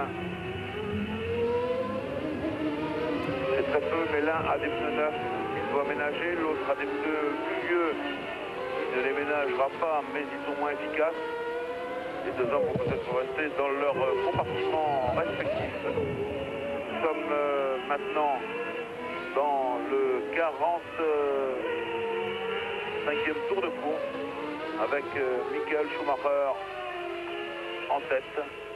Et là, c'est Ukyo Katayama qui abandonne avec sa Tyrrell à moteur Yamaha. Il faut dire que chez Yamaha, on a eu un bon premier Grand Prix, celui du Brésil, et puis vous voyez derrière le V10 japonais qui crache tout ce qu'il peut. Ça veut dire que les nouveaux moteurs chez Yamaha, eh bien, ne tiennent pas le coup. Les OX 10P, puisque au Brésil, ils pourraient avoir version A. Ça n'est pas encore tout à fait ça. Mais Katayama aussi était très mal à l'aise tout au long de ce week-end. On peut expliquer cela tout d'abord par la pression qui pèse sur ses épaules depuis sa performance au Brésil. Katayama est devenu le nouveau héros des Japonais, à égalité avec Satoru Nakajima, est loin devant Aguri Suzuki qui a pris du service, et puis vous le savez, à la place de Eddie Irvine sur la Jordan à moteur Arc. Et donc c'en est fini pour Katayama qui était en 14e position. Damon Hill est 2e, Berger est 3e derrière Schumacher. Nous on va à Paris et on se retrouve plus tard. 8e tour de ce Grand Prix du Pacifique qui en comporte 83 et ça va mal pour les Japonais puisque nous avons vu Ukyo Katayama abandonner à la suite d'un problème de moteur, et puis nous avons vu également Aguri Suzuki sortir violemment de la piste, alors que le classement, eh bien, pour les hommes de tête n'a pas changé, c'est toujours 1 Michael Schumacher, 2 Damon Hill, 3 Gerhard Berger, 4 Rubens Barrichello, 5 Martin Brundle, 6 Jos Verstappen. Et on l'a vu très fugitivement, nous allons d'ailleurs le revoir maintenant, la sortie de piste d'Aguri Suzuki qui a été très spectaculaire.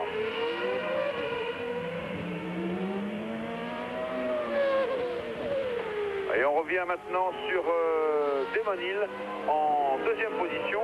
Alors, les écarts, eh bien, ils sont significatifs. Schumacher, dans le 48e tour, disposait de 55 secondes d'avance sur Damon Hill et de 1 minute 04 sur Gerhard Berger. C'est-à-dire que nous allons nous retrouver, Johnny, comme au Brésil, avec le vainqueur dans son seul et unique tour et tous les autres à 1, 2, 3 tours d'écart.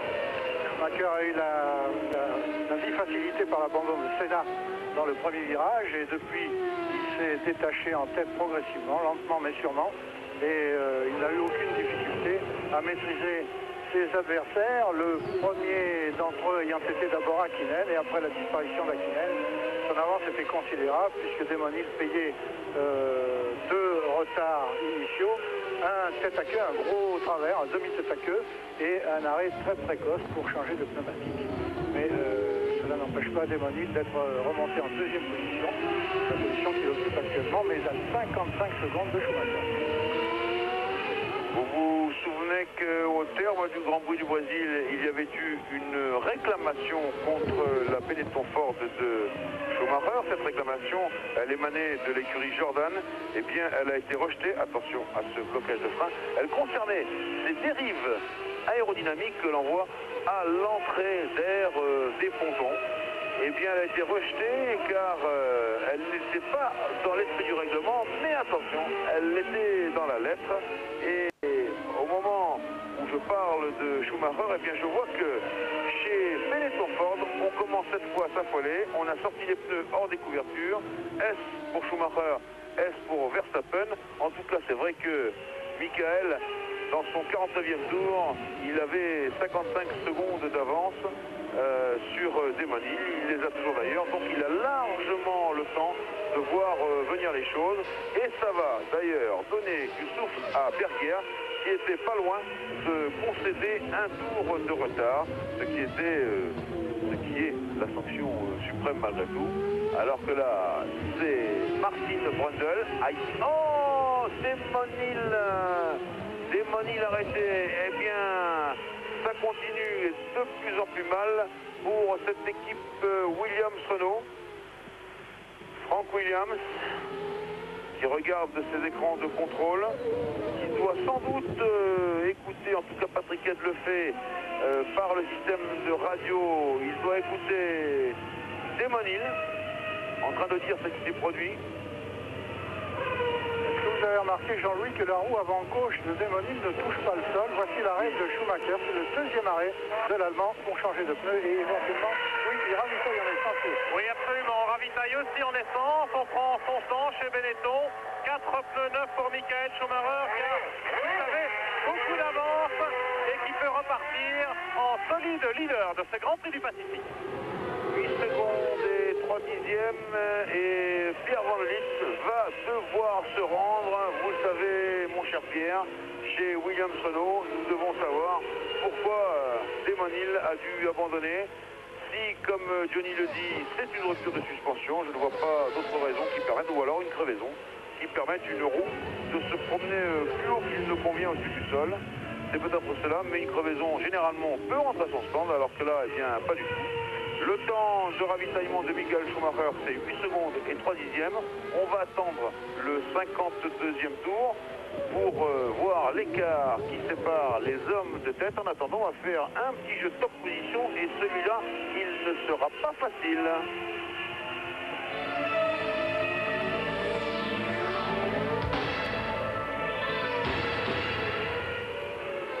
Et 36 Scott TF1 pour jouer. Jean-Louis, c'est une panne de transmission qui explique l'abandon de la Williams-Renault de Damon Hill sur ce circuit d'Aida. C'est la consternation chez Williams, vous l'imaginez, avec cet abandon pour cause mécanique, donc une panne de transmission sur la Williams numéro 0.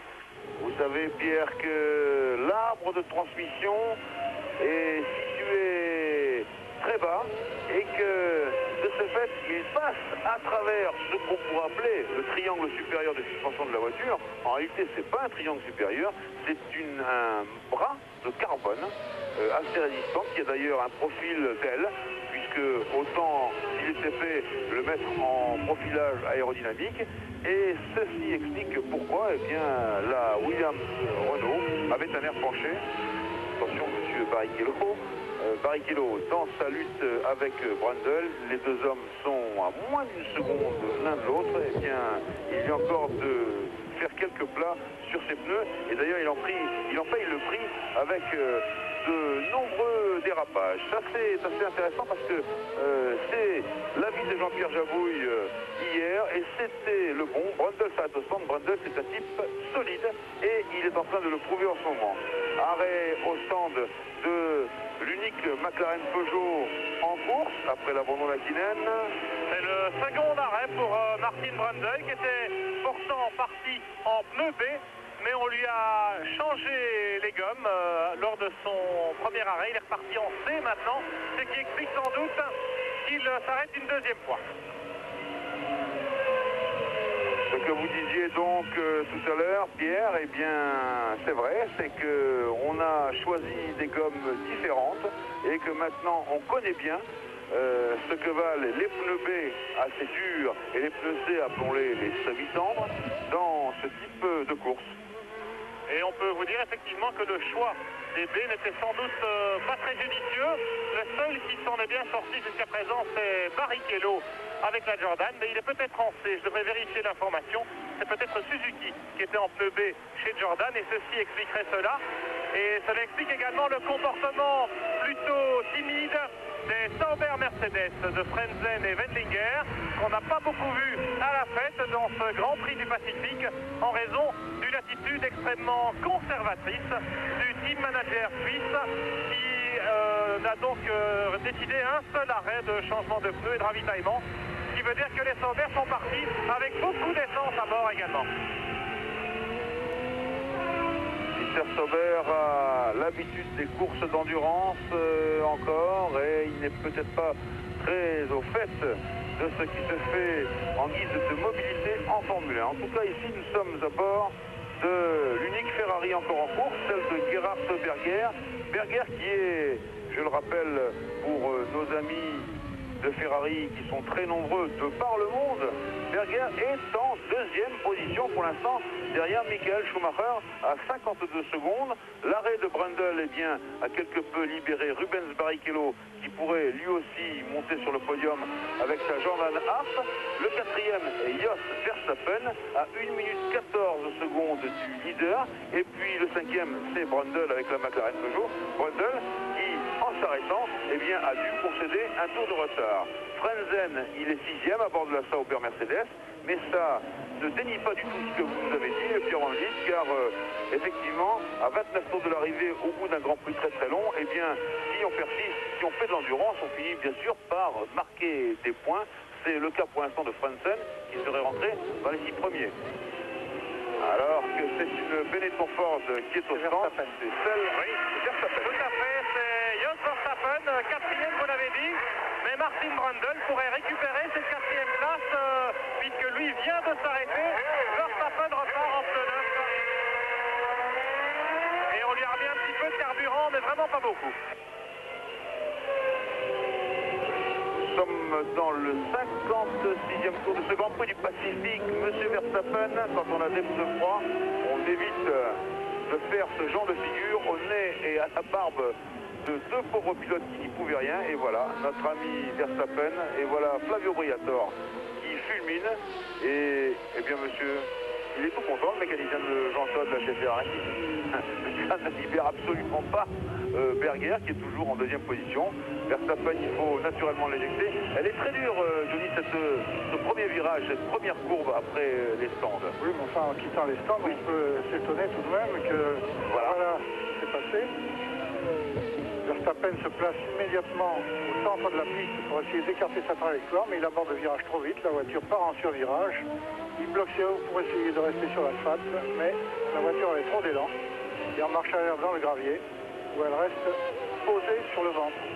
Alors on peut effectivement souligner le manque d'expérience du jeune pilote hollandais, mais je peux vous dire aussi que les pneumatiques étaient sortis de leur couverture chauffante depuis un certain temps déjà chez Benetton, et ceci explique peut-être cela en partie. Ah, bonne observation.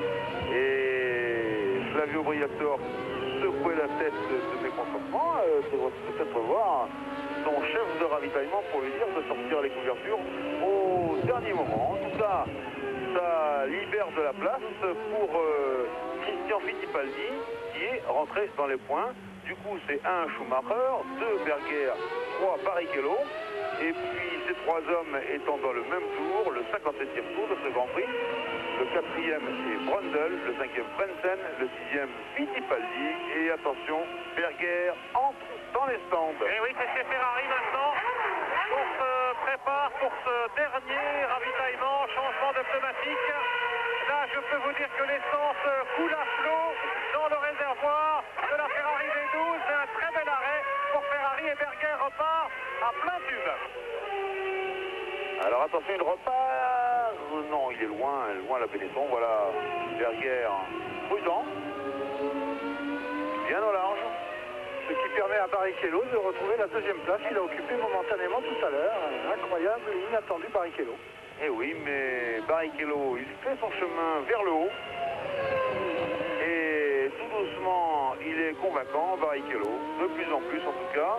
Là, il est à 1 minute et 7 dixièmes de Schumacher et Berger est à 3 secondes de lui, alors que je crois que arrêt pour Frentzen, tout à fait. Frentzen qui occupait une place dans les points, vous l'avez souligné Jean-Louis, mais qui devait encore s'arrêter, ravitailler et changer de pneumatique chez Sauber.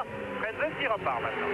Alors, duel en tête entre le premier et le troisième de ce Grand Prix du Pacifique dans le 58e des 83 tours. Et le premier, c'est lui, c'est celui qui est derrière, c'est Michael Schumacher. Le troisième, c'est Berger. Et la Ferrari, si les choses continuent à progresser à cette cadence, devra peut-être concéder un tour à la Benetton Ford. Alors qu'à ce point du Grand Prix, alors que nous sommes à bord de la Benetton Ford de Michael Schumacher, tiens, on va y rester à bord, on va essayer d'écouter un petit peu ce moteur Ford ZTEC V8.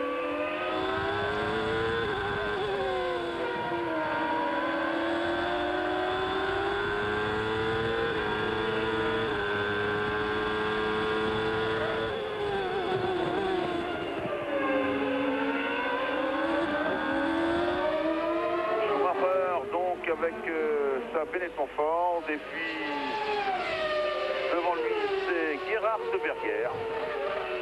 Vous savez combien il y a entre les deux hommes? Il y a 1 minute et 16 secondes d'écart dans le 59e tour.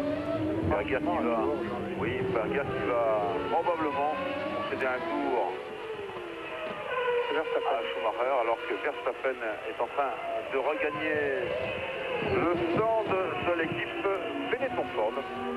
L'équipe décidément très en verve en ce début de saison 1994.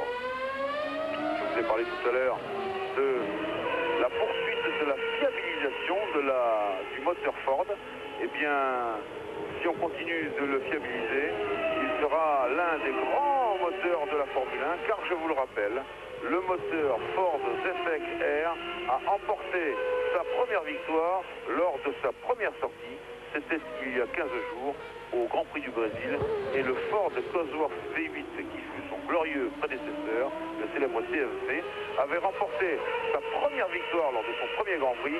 C'était en Hollande en 1967 avec Jim Clark. Voilà Barrichello aux prises avec Frenzen qui prend un tour. Barrichello qui est actuellement deuxième du Grand Prix du Pacifique. Barrichello dans la Jordan est animé par un moteur Hart. Hart est un artisan, on peut considérer que c'est un artisan. Oui, par rapport aux grosses usines. Et il lutte là, Barrichello luttait dans la ligne droite avec le moteur Mercedes Ilmor de la Sauber de Frenzen. C'est dire que les grands et les petits occupent en Formule 1 une hiérarchie un peu inattendue. Oui, mais n'est-ce pas là la glorieuse leçon du sport, et notamment du sport automobile, pour Brian Hart, modeste artisan, que de rivaliser avec le géant Ford, le géant Ferrari, le géant Peugeot et auparavant le géant Renault. Nous sommes dans le 60e tour de ce Grand Prix du Pacifique et bien sûr, vous le savez, il n'y a plus de Williams Renault dans la course. Senna a abandonné dans le premier virage de ce Grand Prix. Et puis c'était au tour beaucoup plus tard de Damon Hill pour un problème de transmission. Alors que Jean Todt est ici sur la passerelle de commandement de la Scuderia Ferrari pour vérifier si Berger pourrait reprendre la deuxième place à Rubens Barrichello. Il s'en faut pour l'instant de 7 secondes et c'est un duel qu'il va falloir suivre au plus près pour le réalisateur. Rappelons que Berger s'est déjà arrêté à 2 reprises, alors que Barrichello n'a procédé qu'à un seul arrêt, ravitaillement et changement de pneus. Bien vu Pierre, et c'est ce qui va donner tout le sel de ce dernier échange entre les deux hommes, puisqu'il restera bientôt 20 tours de course et l'arrivée sera en vue. Voilà le dernier virage, c'est comme ça qu'ils appellent ici sur le circuit de M. Tanaka à Aida. C'est l'hélicoptère, ici on rentre dans le premier virage. Alors Schumacher n'a pas l'air pressé de prendre un tour à Berger. Il garde la Ferrari en point de mire et il observe un rythme soutenu, régulier, qui, s'il se poursuit ainsi encore pendant 22 tours, eh bien, ça mènera sa deuxième victoire consécutive en 2 Grands Prix du championnat du monde 1994. Et là, il y aura, Johnny, de quoi analyser sérieusement la situation pour ce qui concerne nos amis de Williams Renault. Imaginez un instant que Schumacher parvienne à doubler Berger d'ici la fin de la course, Berger et même Barrichello, ce qui est relativement probable. Pourquoi pas? Eh bien, il gagnerait donc pour la deuxième fois consécutive avec un tour d'avance sur son plus proche poursuivant. C'est assez spectaculaire et assez inattendu pour être souligné. Et alors derrière les 3 premiers, les 3 hommes qui occupent le podium pour l'instant, eh bien toujours Martin Brundle et la McLaren Peugeot. Brundle dans l'effort est constant lui aussi, qui se maintient bien dans les points, un résultat qui devrait donner certainement une très grande satisfaction à tout l'état-major de Peugeot et en particulier à Jean-Pierre Jabouille, l'ancien pilote de Formule 1. Dont le cœur bat peut-être plus actuellement en regardant Brundle sur la piste qu'au moment où il pilotait lui-même. Ce seraient les premiers points que marquerait Peugeot en Formule 1 pour le deuxième Grand Prix. Ce serait vraiment très très honorable. Piloté d'une Renault, Johnny, je vous le rappelle, car il fut très longtemps, Jean-Pierre, la cheville ouvrière d'une maison qui s'appelait Renault Sport, du temps où Renault Sport fabriquait à la fois les châssis et les moteurs turbo de ces Formule 1. Un Schumacher dans le 63e tour de course, c'est-à-dire à 20 tours de l'arrivée, 2 Rubens Barrichello, 3 Berger. Voilà Berger aux prises avec son compatriote. Exactement. Wendlinger. Il a laissé passer, il s'est écarté. Bon camarade. Très gentiment, bon choix très sportif. Le 4e sur Brundle, 5e Christophe Fittipaldi, 6e Gianni Morbidelli. C'est un joli tir groupé pour l'instant. Des 2 arroses à moteur Ford, des voitures assez bien brossées dans le domaine aérodynamique, très bien faites, avec beaucoup de bonnes idées. J'ai dit tout à l'heure 20 tours, le réalisateur montre 21 tours, j'avais anticipé, alors que une voiture vient de passer Je suis aux côtés de Jos Verstappen. Oui, alors, qu'est-ce qu'il dit? So I went out of the pit and I changed gears, I changed it back, so, and then the rear wheels are blocking. So I think something is wrong with was wrong with the gearbox. So that's why the car was not warm enough, and it was worse when the tires are cold. So. Voilà, vous avez entendu l'explication de Jos Verstappen, le pilote de la seconde Benetton Ford. Effectivement, un problème de boîte de vitesse qui semblait le handicaper depuis un certain temps. On l'avait entendu, entendant l'oreille tout à l'heure. Et puis en repartant descendre avec des pneus froids, vous avez vu la petite figure à la sortie de ce premier virage. Et puis finalement, ce problème de boîte de vitesse qui a immobilisé la Benetton pour de bon. Vous l'avez remarqué, Pierre, bravo. C'est pour ça que Jos Verstappen faisait un petit peu l'accordéon. Pendant ce temps-là, on a vu Rubens Barrichello ravitailler en 12 secondes environ. Ce qui nous donne maintenant Michael Schumacher en tête à l'issue du 63e tour de course devant Gerhard Berger. Et oui, la Ferrari a repris la deuxième place à la Jordan Hart et le troisième est Martin Brundle avec la McLaren Peugeot. Chez McLaren Peugeot, on doit commencer à croiser les doigts. Un podium pour la deuxième sortie du moteur et de la voiture, ce serait proprement exceptionnel. Voici Martin Brundle. Oui, en tout cas, en voyant Berger en deuxième position, je ne peux pas m'empêcher d'avoir une petite pensée pour notre ami Jean Alesi, qui manquera le Grand Prix de Saint-Marin. C'est désormais officiel, le professeur Gérard Saillant à la Salpêtrière l'a dit et l'a ainsi clairement énoncé à Jean Alesi. Impossible de reprendre le volant sitôt après une aussi grosse sortie de piste. Je pense à Jean parce que je pense qu'il aurait très bien fait ici sur ce circuit Tanaka Aida au Japon. Gilles Pernet l'a dit tout à l'heure à fort juste titre, il est très populaire ici, Jeannot, et beaucoup de gens nous ont demandé quand est-ce qu'il allait revenir. Il doit être catastrophé de ne pas pouvoir courir à Imola, qui est un de ses circuits de prédilection, d'une part parce qu'il en aime le tracé, et d'autre part parce que c'est la fête des tifosi, oui, et qu'il tient beaucoup à son image. Nouvel arrêt d'Alboreto, c'est inattendu ça. Il tient beaucoup à son image auprès des tifosi, Jean Alesi, et il ne pourra pas participer à cette grande fête de la Scuderia Ferrari à Imola. Si vous voulez mon avis, il fera peut-être le déplacement pour être dans les stands. On peut le penser. Et je peux même vous dire qu'il y sera probablement aux côtés de nos confrères de la RAI pour commenter la course en italien, mon cher Jean-Louis. Parfait. Un Schumacher, attention Berger, il est en train d'attaquer serré là. Et dans la courbe Atwood. Oui Pierre. Non, juste pour dire qu'il retrouvera aussi son copain Alain Prost à l'occasion du Grand Prix de San Marino. Oui, ben ça va être beau du côté des consultants. Un Schumacher, 2 Berger, 3 Brundle, 4 Barrichello, 5 Fittipaldi. C'est le classement dans le 66e tour de ce Grand Prix du Pacifique. Ici à Aida, au Japon, presque très à l'est, au sud-est du Japon même. Alors que Michael Schumacher prend un tour, bien Pierluigi Martini, lui, je crois, c'est Martini, bien vu, oui, laisse sa Minardi à l'extérieur du premier virage, me semble-t-il. Circuit très piégeux que ce tracé de Aida, comportant truffé de virages serrés, longs, difficiles pour finir, un peu fastidieux en certains points car certains enchaînements sont jugés un petit peu trop lents par les pilotes, mais néanmoins un circuit qui les soumet à une pression du début à la fin de la course et les fautes ne sont pas rares. Très fatigant, car très rythmé, car très technique aussi, il faut bien le dire.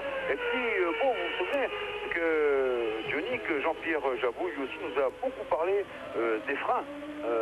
La ligne droite et ce freinage de l'épingle, eh bien, on peut dire, Jean-Pierre Jabouille et Bernard Dudot, lui aussi côté Renault nous l'a dit, c'est que ce circuit d'Aïda compte parmi les circuits qui sont très durs dur pour les freins. Pas autant naturellement que Montréal ou Imola, mais il se place dans la deuxième catégorie, c'est-à-dire qu'il faut faire très attention et peut-être que pour certains garçons en ce moment, eh bien, les pédales commencent à devenir un petit peu spongieuses, c'est un petit peu plus dur, il faut faire très attention alors que la fatigue se fait de plus en plus sentir car dehors la température doit bien avoisiner les 25 degrés facilement et par conséquent il va falloir aller au bout et c'est très très long toujours dans ce rythme. Je vous rappelle que le tour fait 3 km et 700 mètres et c'est pour l'instant l'un des circuits les plus courts de toute la saison et puis naturellement c'est un circuit qu'il faut découvrir. C'est la première fois que les Formule 1 s'y livrent ici, eh bien, il faut bien se dire que tout ça manque de données, tout ça manque de références et que c'est encore plus compliqué.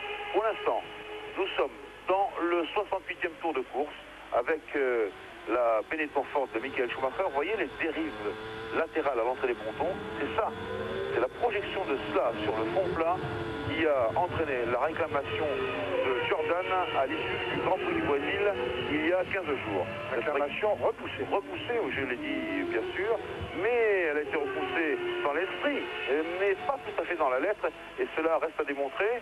Vous-même, vous avez été témoin ce matin d'une petite passe d'armes entre Flavio Briatore, le patron de l'écurie Benetton Ford, et Ron Dennis, le patron de McLaren Peugeot, qui s'est terminé, je crois, dans les bureaux de Bernier Ecclestone. Oui, bras dessus, bras dessous, moitié sourire, moitié grimace. Ça avait été un peu chaud au début, quoi. Donc, ils ont dû faire ce qu'on appelle la paix des braves, mais bon. Schumacher, Berger, Brundle, Barrichello, lui est en 4e position, comme c'est écrit. Et vous voyez que Michael Schumacher, bien, lui assure son train-train, son rythme est de 1.16.5 au tour. Berger lui tourne en 1.17.0. Brundle en 1.16.8 pour ce qui concerne le 68e tour. Je crois que les garçons en restent sur leur position. Ils se rapprochent bientôt l'un et l'autre de Berger. Et Brundle en vieux routier pourrait en profiter. Lui, il doit pousser tout ce qu'il peut pour subtiliser la deuxième place à Berger, ce qui serait proprement fabuleux. Je peux vous dire que chez McLaren Peugeot, ici, dans les stands, eh bien, on suit la remontée de Brundle avec beaucoup d'attention. Alors qu'il vient d'avoir un petit incident ici, dans le stand McLaren. Que se passe-t-il dans le stand McLaren? Rien de grave, un peu de bousculade. Et donc, chez McLaren Peugeot, disais-je, eh bien, on suit avec beaucoup d'intérêt cette remontée de Martin Brundle. Oh, il s'arrête. Brundle, un ennui.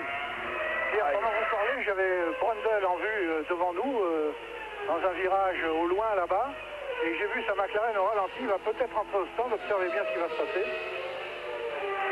Oui, en tout cas, Frédéric Saint-Jour et Jean-Pierre Jabouille ont enlevé leur casque radio. Ça a l'air sérieux pour Martin Brundle et la McLaren Peugeot au moment précis où on se félicitait de ce podium potentiel de Peugeot pour son deuxième Grand Prix en Formule 1. Il faudra patienter encore, mais le potentiel est là, en tout cas, prometteur pour l'avenir. Nous avons sans doute parlé trop vite, c'est vrai, mais ça valait la peine de le dire. Jusqu'à son abandon ici même, eh bien, Brundle faisait une très belle course et les McLaren Peugeot également. Eh bien, pour ce qui concerne notre affiche franco-française dans ce Grand Prix du Pacifique, il faut dire que Williams-Renault et McLaren Peugeot repartent dos à dos avec chacun 2 abandons, ce qui laisse le champ libre à Michael Schumacher en tête, très largement en tête dans le 70e tour de course, alors que Ron Dennis vient aux nouvelles ici. Ron Dennis, le patron de l'écurie McLaren Peugeot. Brundle, soulevez la voiture, dit le chef mécanicien qui s'appelle Paul.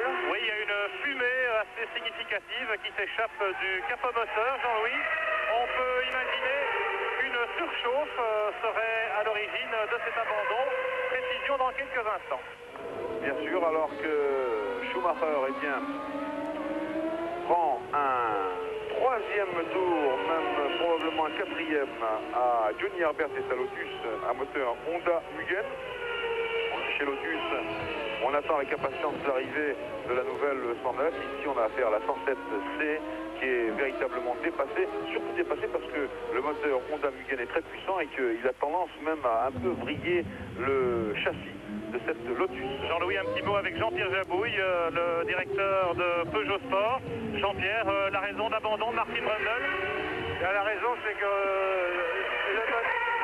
le moteur a chauffé. Et la raison, c'est qu'il y avait une partie en plastique dans le radiateur gauche. Alors on a vu que la température augmentait, mais on a cru que c'était parce que les radiateurs spécialisés à cause de la gomme. Et en fin de compte, là, on vient de voir qu'il y avait une grosse partie de plastique dans le radiateur gauche. Et donc on s'est arrêté à cause de surchauffe. Pas de chance, mais une course quand même, Jean-Pierre. Hakkinen en début de course et puis Brundle qui a fait une superbe remontée. Il tenait une belle cadence, ça veut dire que les McLaren Peugeot progressent très nettement déjà en ce début de saison. Oui, c'est sûr que la course était pas mal, mais on a quand même rencontré pas mal de petits problèmes. J'espère que c'est le fait de la jeunesse. Mais sur la voiture de Mika, c'est un problème hydraulique de boîte de vitesse. Sur notre voiture, c'est une question de température d'eau. Mais bon, on progresse, mais on est encore loin de terminer une course sans problème. Mais ce sera pour bientôt. Merci Jean-Pierre Jabouille. Et voilà la leçon de ce Grand Prix du Pacifique chez Peugeot. Malgré ce double abandon, une leçon assez positive, vous l'entendez. Alors que nous sommes dans le 72e tour de course et que nous avons vu Gianni Morbidelli partir à la faute, mais une faute très involontaire parce que la Rose Ford du jeune Italien a tout d'abord cassé son moteur. Vous imaginez les projections d'huile immédiates et bien sûr, comme c'est souvent le cas, l'huile est allée sur les pneus et Gianni n'a pas pu éviter l'irrémédiable tête à queue, ce qui nous donne maintenant tout simplement en première position Michael Schumacher, vous le savez, deuxième Gerhard Berger, troisième Rubens Barrichello, quatrième Christian Fittipaldi, le voici. Alors que, boum, ça vient de taper encore une nouvelle fois.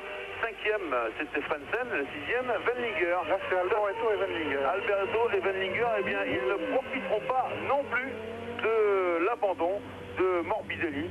Voilà ce qu'on craignait tout à l'heure. Eh bien, c'est que la fatigue se fait sentir. On est à pratiquement 10 tours de l'arrivée et que la piste est pavée de mauvaises intentions. Il y a de l'huile, il y a de la terre, il y a de la gomme.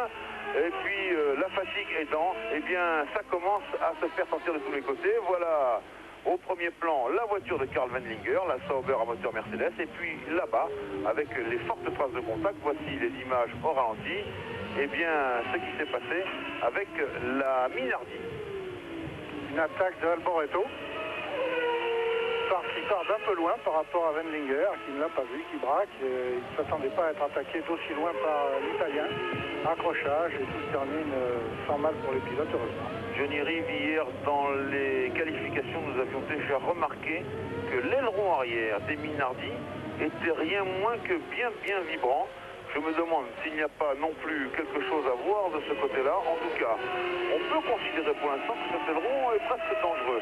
De la manière dont il se comporte en vibration latérale. Ça veut dire que ces renforts du côté des cloisons latérales ne sont pas assez forts. Je pense qu'il vibrait là à l'instant où on l'a vu parce que Alboreto, en voyant il avait entamé une manœuvre trop hasardeuse, a augmenté son freinage, commencé à bloquer sur arrière et la voiture est entrée en vibration. Bien sûr, mais quand même, on a vu ça, on en voit d'autres des ailerons comme ça, et dans des forts freinages, eh bien, les ailerons ont l'air de tenir le coup. Et de ce fait, le classement dans le 74e tour de course est le suivant. 1 Schumacher, 2 Berger, 3 Barrichello, 4 Fittipaldi, 5 Frentzen et le 6e devinez qui? Eh ben oui, Eric Comas, revenu des profondeurs du classement avec sa Larousse à Motorford. Ce serait vraiment formidable que Comas puisse entrer dans les points, mais on ne va pas anticiper parce que tout à l'heure on a parlé de Brundle. Vous avez vu ce qui est arrivé à ce pauvre Martin dans la seconde. Alors le 7e est Herbert, le 8e Alboreto, mais non il est sorti, le 8e c'est donc Lamy maintenant, le 9e c'est Panis, le 10e Bernard et le 11e Rattenberger. Et c'est à peu près tout ce qui nous reste en piste. À 10 tours de l'arrivée.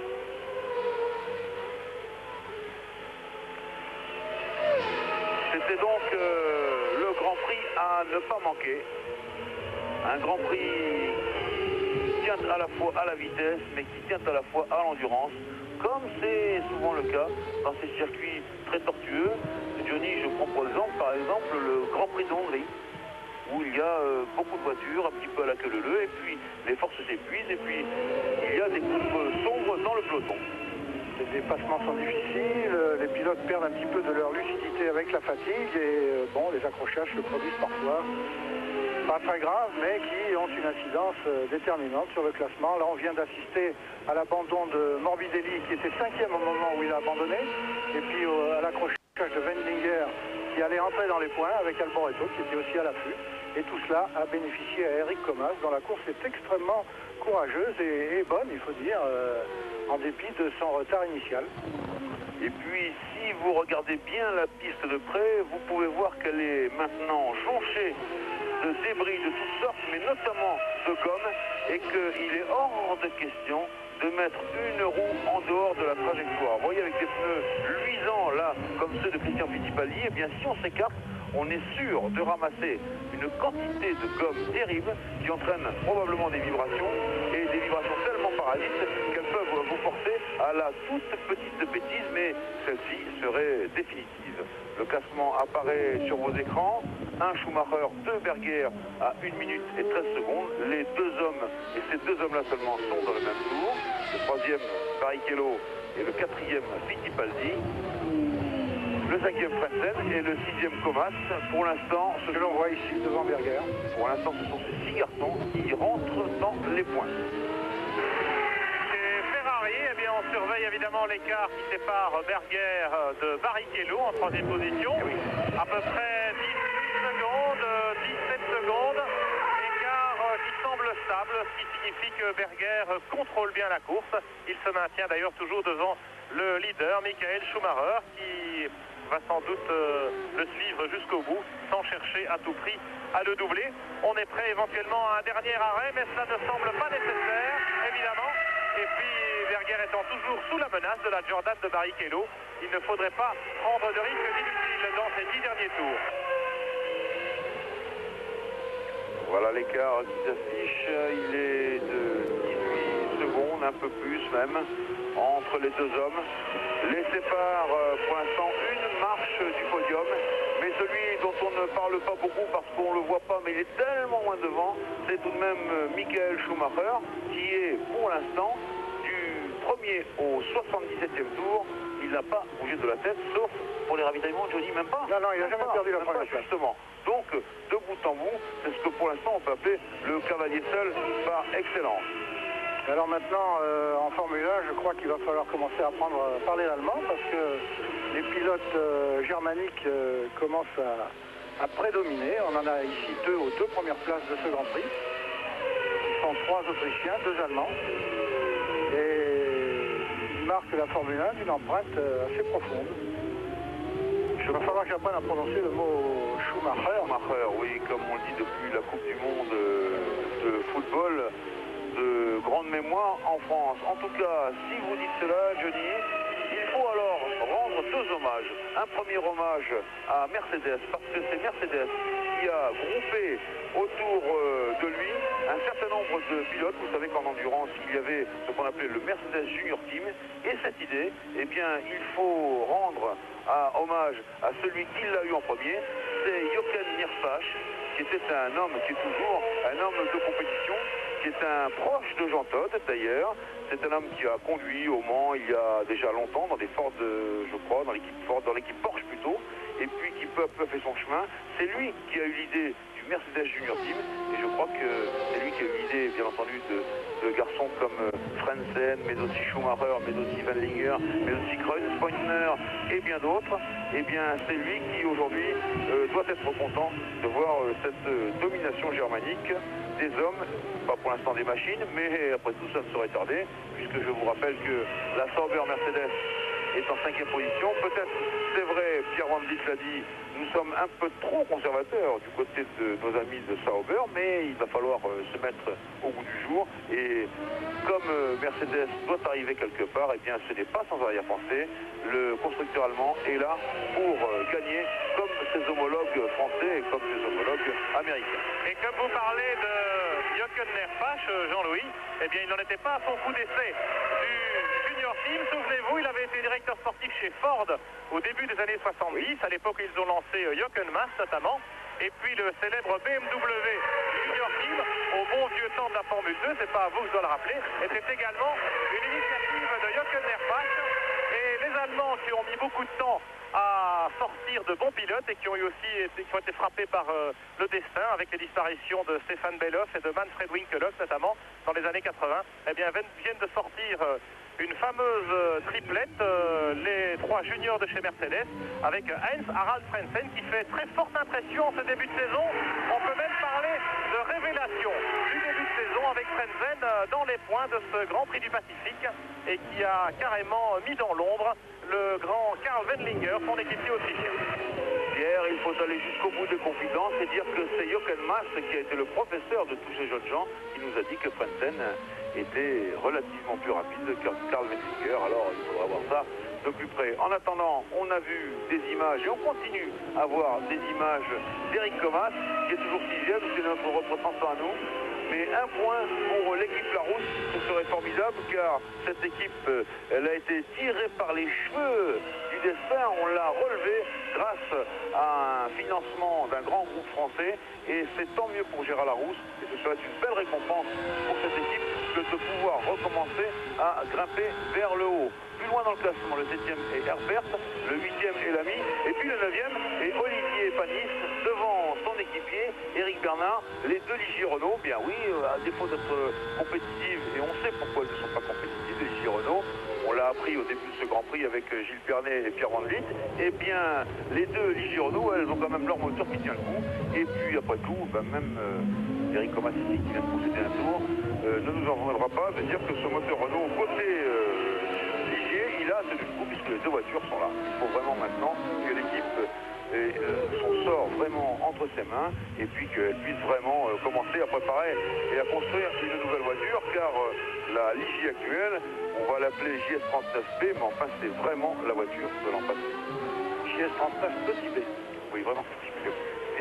Pas d'humour, s'il vous plaît. Et puis un petit coup de chapeau, Jean-Louis, un petit coup de chapeau à la lanterne rouge sans doute de ce Grand Prix du Pacifique. Je n'ai pas le classement sous les yeux, mais c'est l'Autrichien Roland Ratzenberger avec la Simtech à moteur Ford, la petite équipe Simtech qui a réussi à qualifier ces 2 voitures ici pour la première fois au départ de ce Grand Prix du Pacifique. Et Ratzenberger, qui avait été pas mal mis en difficulté tout au long des essais, eh bien il est toujours là. C'était le seul pilote qui connaissait ce tracé de Haida ici, puisque Ratzenberger fait carrière au Japon depuis plusieurs années en Formule 3000. Il avait couru ici en voiture de tourisme, Ratzenberger, pour la seconde Simtech Ford, derrière celle de David Brabham, qui va courir sans doute jusqu'au Grand Prix du Canada avant de céder ce baquet, la Simtech, à notre ami Jean-Marc Gounon à partir de Magnicourt. C'est en tout cas ce qui est prévu. Et l'on revient dans le 81e tour de course avec Michael Schumacher, toujours en tête, non loin de Gerhard Berger, qui est en 2e position. Voilà, le premier n'est pas celui qu'on croit, le premier c'est lui. Le 2e c'est la Ferrari, là-bas, qui est devant. Et ces 2 hommes sont dans le même tour. Tout à l'heure, on a vu très fugitivement les hommes de l'équipe Jordan et qui commencent bien sûr à y croire, à un podium de Rubens Barrichello en 3e position à un tour, alors que le classement va nous montrer cela. C'est le classement du 80e tour, alors que nous sommes déjà dans la fin du 81e, le début du 92e tour. Et je vous rappelle que ce Grand Prix du Pacifique en comporte 83 et donc que Michael Schumacher maintenant n'est plus qu'à 6 km. 6 km, c'est un grand bonheur, celui de remporter éventuellement, ne parlons pas trop vite, son 4e Grand Prix. Alors que il s'avérera dès lors le vrai grand favori de ce championnat du monde de 1994 que l'on voyait complètement dévolu à Ayrton Senna. Oui, comme l'année dernière, Prost était parti ultra favori du championnat 93. Senna occupait la même position cette année, mais ça a beaucoup moins marché pour Senna que pour le Français l'année dernière. Et ceux qui ont critiqué Alain pour son début de saison l'année dernière pourraient réfléchir à ce qu'ils ont dit ou écrit à l'époque. Alain avait fait un beau début de saison, quoi qu'on ait pu en dire, même si on disait que sa voiture était très supérieure. Une voiture très supérieure n'est pas certaine de gagner un Grand Prix. Senna l'a fait à ses dépens, là. 2 Grands Prix, 2 déroutes, 0 points au championnat du monde. Enfin, si l'équipe Williams-Renault et si Senna n'a plus de réussite à partir d'Imola où le moteur Renault sera bien servi sur un tracé favorable à la puissance, eh bien ce sera une course-poursuite, une course handicap au championnat du monde entre Senna et Schumacher. Tant mieux pour le spectacle. Les mécaniciens de l'équipe Benetton Ford envahissent le muret des stands pour saluer la seconde victoire consécutive de Michael Schumacher dans ce championnat du monde de Formule 1 1994. C'est la joie sur tous les visages. Et dans le stand à côté, eh bien chez Ferrari, on est très heureux également. Jean Todt est en pleine conversation avec les ingénieurs par la radio. Et on attend le drapeau à Daniel Salvatore. Johan Villadelpras, le team manager qui attend sa voiture. Les derniers mètres de Schumacher qui livre ici son 40e Grand Prix. Voilà le panneau P1 Chou. Oui, c'est vrai, c'est le chouchou de ce monde de la Formule 1. Et le voilà, c'est fait pour Michael Schumacher. Drapeau à damier. Et le starter va bientôt abaisser son drapeau sur la 2e place de Gerhard Berger. Voilà Flavio Briatore qui se congratule avec Johan Villadelpras. Et puis Barrichello est passé lui aussi. Ils sont naturellement décalés. Barrichello est à un tour. On attend Berger. Ça c'est l'ami. Berger qui finalement n'aura pas concédé un tour. Mais non, enfin on voudrait bien le voir passer. Gerhard Berger en 2e position. Il faudrait que l'Autrichien puisse accéder à la 2e marche du podium. De toute façon, on ne peut plus lui échapper, oui. Jean-Louis. Puisque Barrichello il a couvert le même nombre de tours que Barrichello, à savoir 82. Et que s'il tombait en panne dans le 83e tour, il est en train de boucler, le voici en face de nous, eh bien, il serait tout de même 2e, classé 2e. Michael Schumacher, je vous le rappelle, livre ici son 40e Grand Prix. Et il a remporté sa 4e victoire. Alors que voici la Ferrari de Gerhard Berger qui lève la main en 2e position. Et oui, chez Ferrari, on est loin, mais on progresse toujours. On est loin, c'est vrai, dans le domaine des performances pures, mais on continue de progresser. Et voilà Nicolas Larini avec Jean Todt. Ici Miodrag, l'homme de compagnie de Jean Todt. Et puis les journalistes italiens qui commencent à approcher. Alors que Gerhard Berger lui fait son 2e tour. Moi, je suis derrière de Flavio Briatore, oui. Jean-Louis Monget.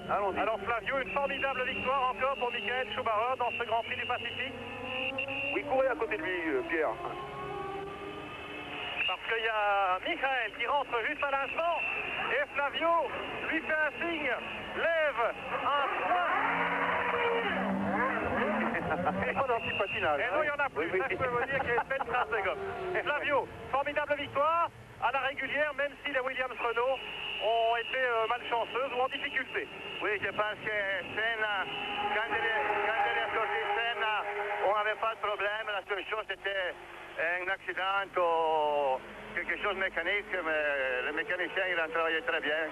Tout le team, il a fait un travail fantastique. On a gagné, maintenant, on est content. Le championnat du monde est bien lancé pour vous? Non, pas encore. On vit à la journée, tous les courses ils sont différents. Pour le moment, on était premiers, on cherche de rester le plus possible. Merci, bravo Flavio Briatore et à toute l'équipe Benetton pour ce formidable succès. Le classement du Grand Prix du Pacifique, eh bien, 1er Michael Schumacher, 2e Gerhard Berger, le voici.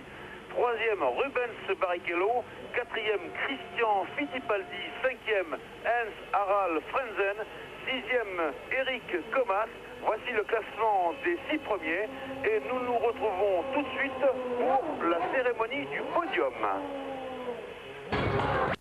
de ce podium avec un Michael Schumacher qui embrasse sa coupe, oui, et qui n'en revient pas. Schumacher sur un podium, c'est toujours une joie formidable. Il jetait son poing en l'air, il était heureux, alors que là c'est Berger, deuxième, qui est récompensé. Berger avec des larmes aux yeux, ça veut dire que le grand Autrichien est content d'être revenu à ce niveau, vous pouvez m'en croire. Et le troisième, eh bien c'est Rubens Barrichello, lui aussi, qui va enflammer le Brésil, il est déjà très populaire. Alors maintenant, attention à la cérémonie des bulles, et ça va chauffer, d'ailleurs il a disparu, Berger, il préfère s'abstenir, voilà, on s'en occupe. Et oui, Barrichello, il a raison, et voici Briatore, Flavio de son prénom, qui aurait mieux fait de ne pas revenir chercher la casquette. C'est ce qu'on appelle se tomber dans le piège. Mais en tout cas, cette cérémonie du podium, eh bien, elle montre la joie de ces trois garçons, méritée pour chacun d'entre eux. Qu'est-ce que je me rappelle là? Le plus heureux des trois n'est-il pas Barrichello? Oui, Barrichello qui occupe une surprenante deuxième place au championnat du monde des conducteurs. Qui aurait misé sur lui après 2 courses, il est vrai seulement sur les 16 prévus au programme. Barrichello est deuxième avec 7 points derrière Schumacher qui en compte 20. Schumacher qui a une avance formidable au championnat, c'est d'autant plus formidable que Senna compte toujours 0 points à cause de ces 2 abandons au Brésil et dans ce Grand Prix du Pacifique. Jean-Louis, Johnny, oui. j'ai Eric Thomas à côté de moi. C'est la performance française de ce Grand Prix du Pacifique, à défaut de moteur Renault ou de moteur Peugeot. C'est la Larousse Ford. Eric, vous avez eu un incident, vous avez été victime du carambolage du premier virage, et malgré ça, vous marquez le premier point de la saison pour l'équipe Larousse. Formidable, non? Oui, je crois qu'on a eu un peu plus de réussite qu'aux essais, où on a été assez malchanceux. On a une voiture qui est vraiment toute jeune, et on a fait une grosse séance d'essai avant ce Grand Prix, c'est tout. Et on la découvre encore, il y a des choses qu'on ne maîtrise pas tellement, ce qui explique que vendredi matin, j'avais fait un superbe troisième temps que je n'ai pas pu rééditer en qualification, ni l'après-midi, ni hier samedi. Donc je suis parti très très loin, et c'est sûr que j'avais une voiture performante. Malheureusement au départ, ça a été un petit peu le cafouillage, mais j'ai aussi ma part de ma responsabilité dans la mesure où j'étais très à l'intérieur et j'ai freiné sûrement un tout petit peu tard, ce qui fait que j'ai endommagé mon capot avant. Il a fallu donc que je m'arrête dès le premier tour, changer le capot. Ensuite on avait planifié 3 pit stops, donc il a fallu les faire, donc ça fait en tout 4 arrêts au stand. Par contre bon, ça m'a permis d'avoir en permanence des pneus en bon état, et d'attaquer du premier au dernier tour et d'aligner des bons temps pour remonter sur les points. Pierre. Okay, bravo Eric, merci, et prometteuse saison 94 en perspective pour les Larousse. Pierre, merci, et nous on voit tout de suite avec Jean-Louis Bernardelli à Paris le résumé de ce Grand Prix du Pacifique. Le départ de ce Grand Prix du Pacifique à Aïda, Senna était en pole position, mais Schumacher est déjà devant, alors que va se produire tout de suite un incident après 200 mètres de course. Senna a été accroché par Hakkinen et Larini est venu se mettre dans le tas. Le replay, donc la 64e pole position de Senna, ne lui a servi à rien, et accessoirement une Williams de moins sur la piste. La preuve, M. Williams fait un peu la tête. Quant à Senna, évidemment, il est très déçu. Michael Schumacher se retrouve donc en tête de cette course, alors que l'on constate que derrière Hill et Berger s'offrent une petite bagarre comme on les aime sur TF1, que vous reverrez peut-être tout à l'heure avec nous sur Automoto. Un arrêt pour Hakkinen, un arrêt pour Hill. Hakkinen repart extrêmement vite. Bien sûr, Hakkinen qui porte seul les espoirs du team McLaren-Peugeot. Hélas, il s'arrête suite à une surchauffe moteur. Il ne reste donc plus que Brundle en course pour McLaren.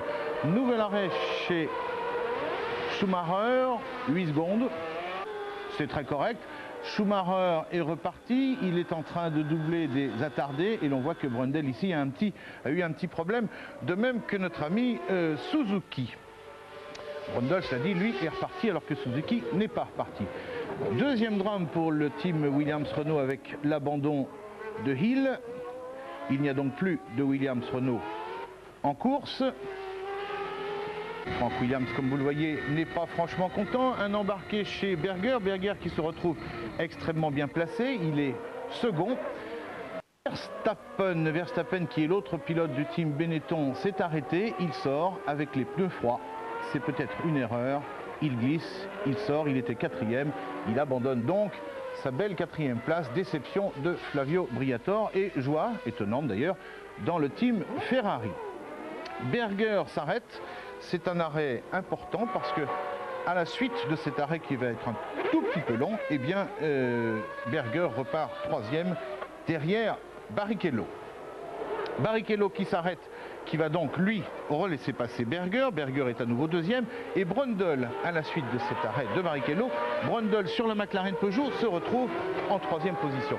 Ça c'est extraordinaire, ça pourrait être le premier podium de l'année pour ce fameux moteur Peugeot. Hélas, à 20 tours de la fin, il rend l'âme sur une surchauffe. Il n'y a donc plus non plus de McLaren Peugeot en course. Accrochage Alboreto-Wendlinger. Joli accrochage, sans dommage, Dieu merci.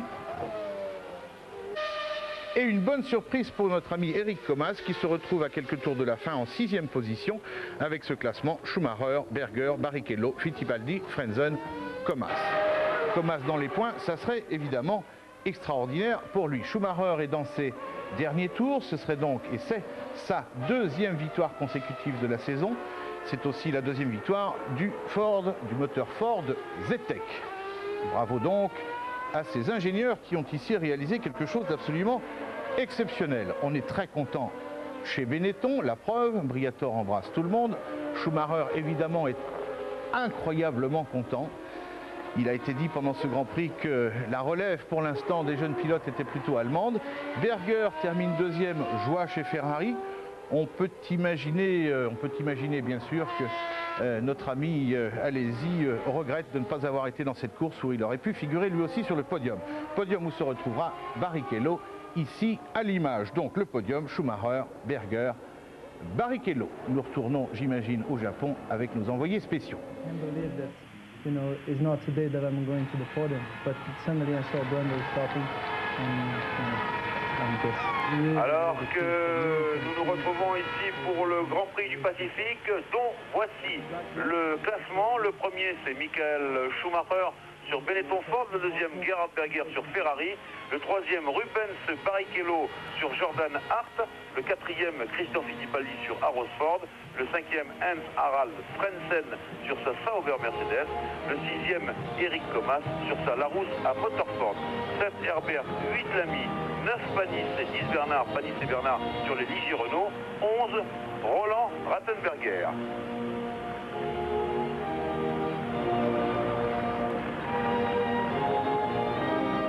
Les hymnes nationaux pour ce podium.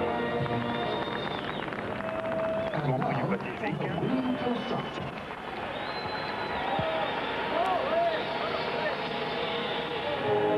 Et puis nous revenons maintenant sur les quelques chiffres de ce Grand Prix du Pacifique. 40e Grand Prix pour Michael Schumacher et 4e victoire ici à Haïda. Alors que nous avons à nouveau les hymnes nationaux.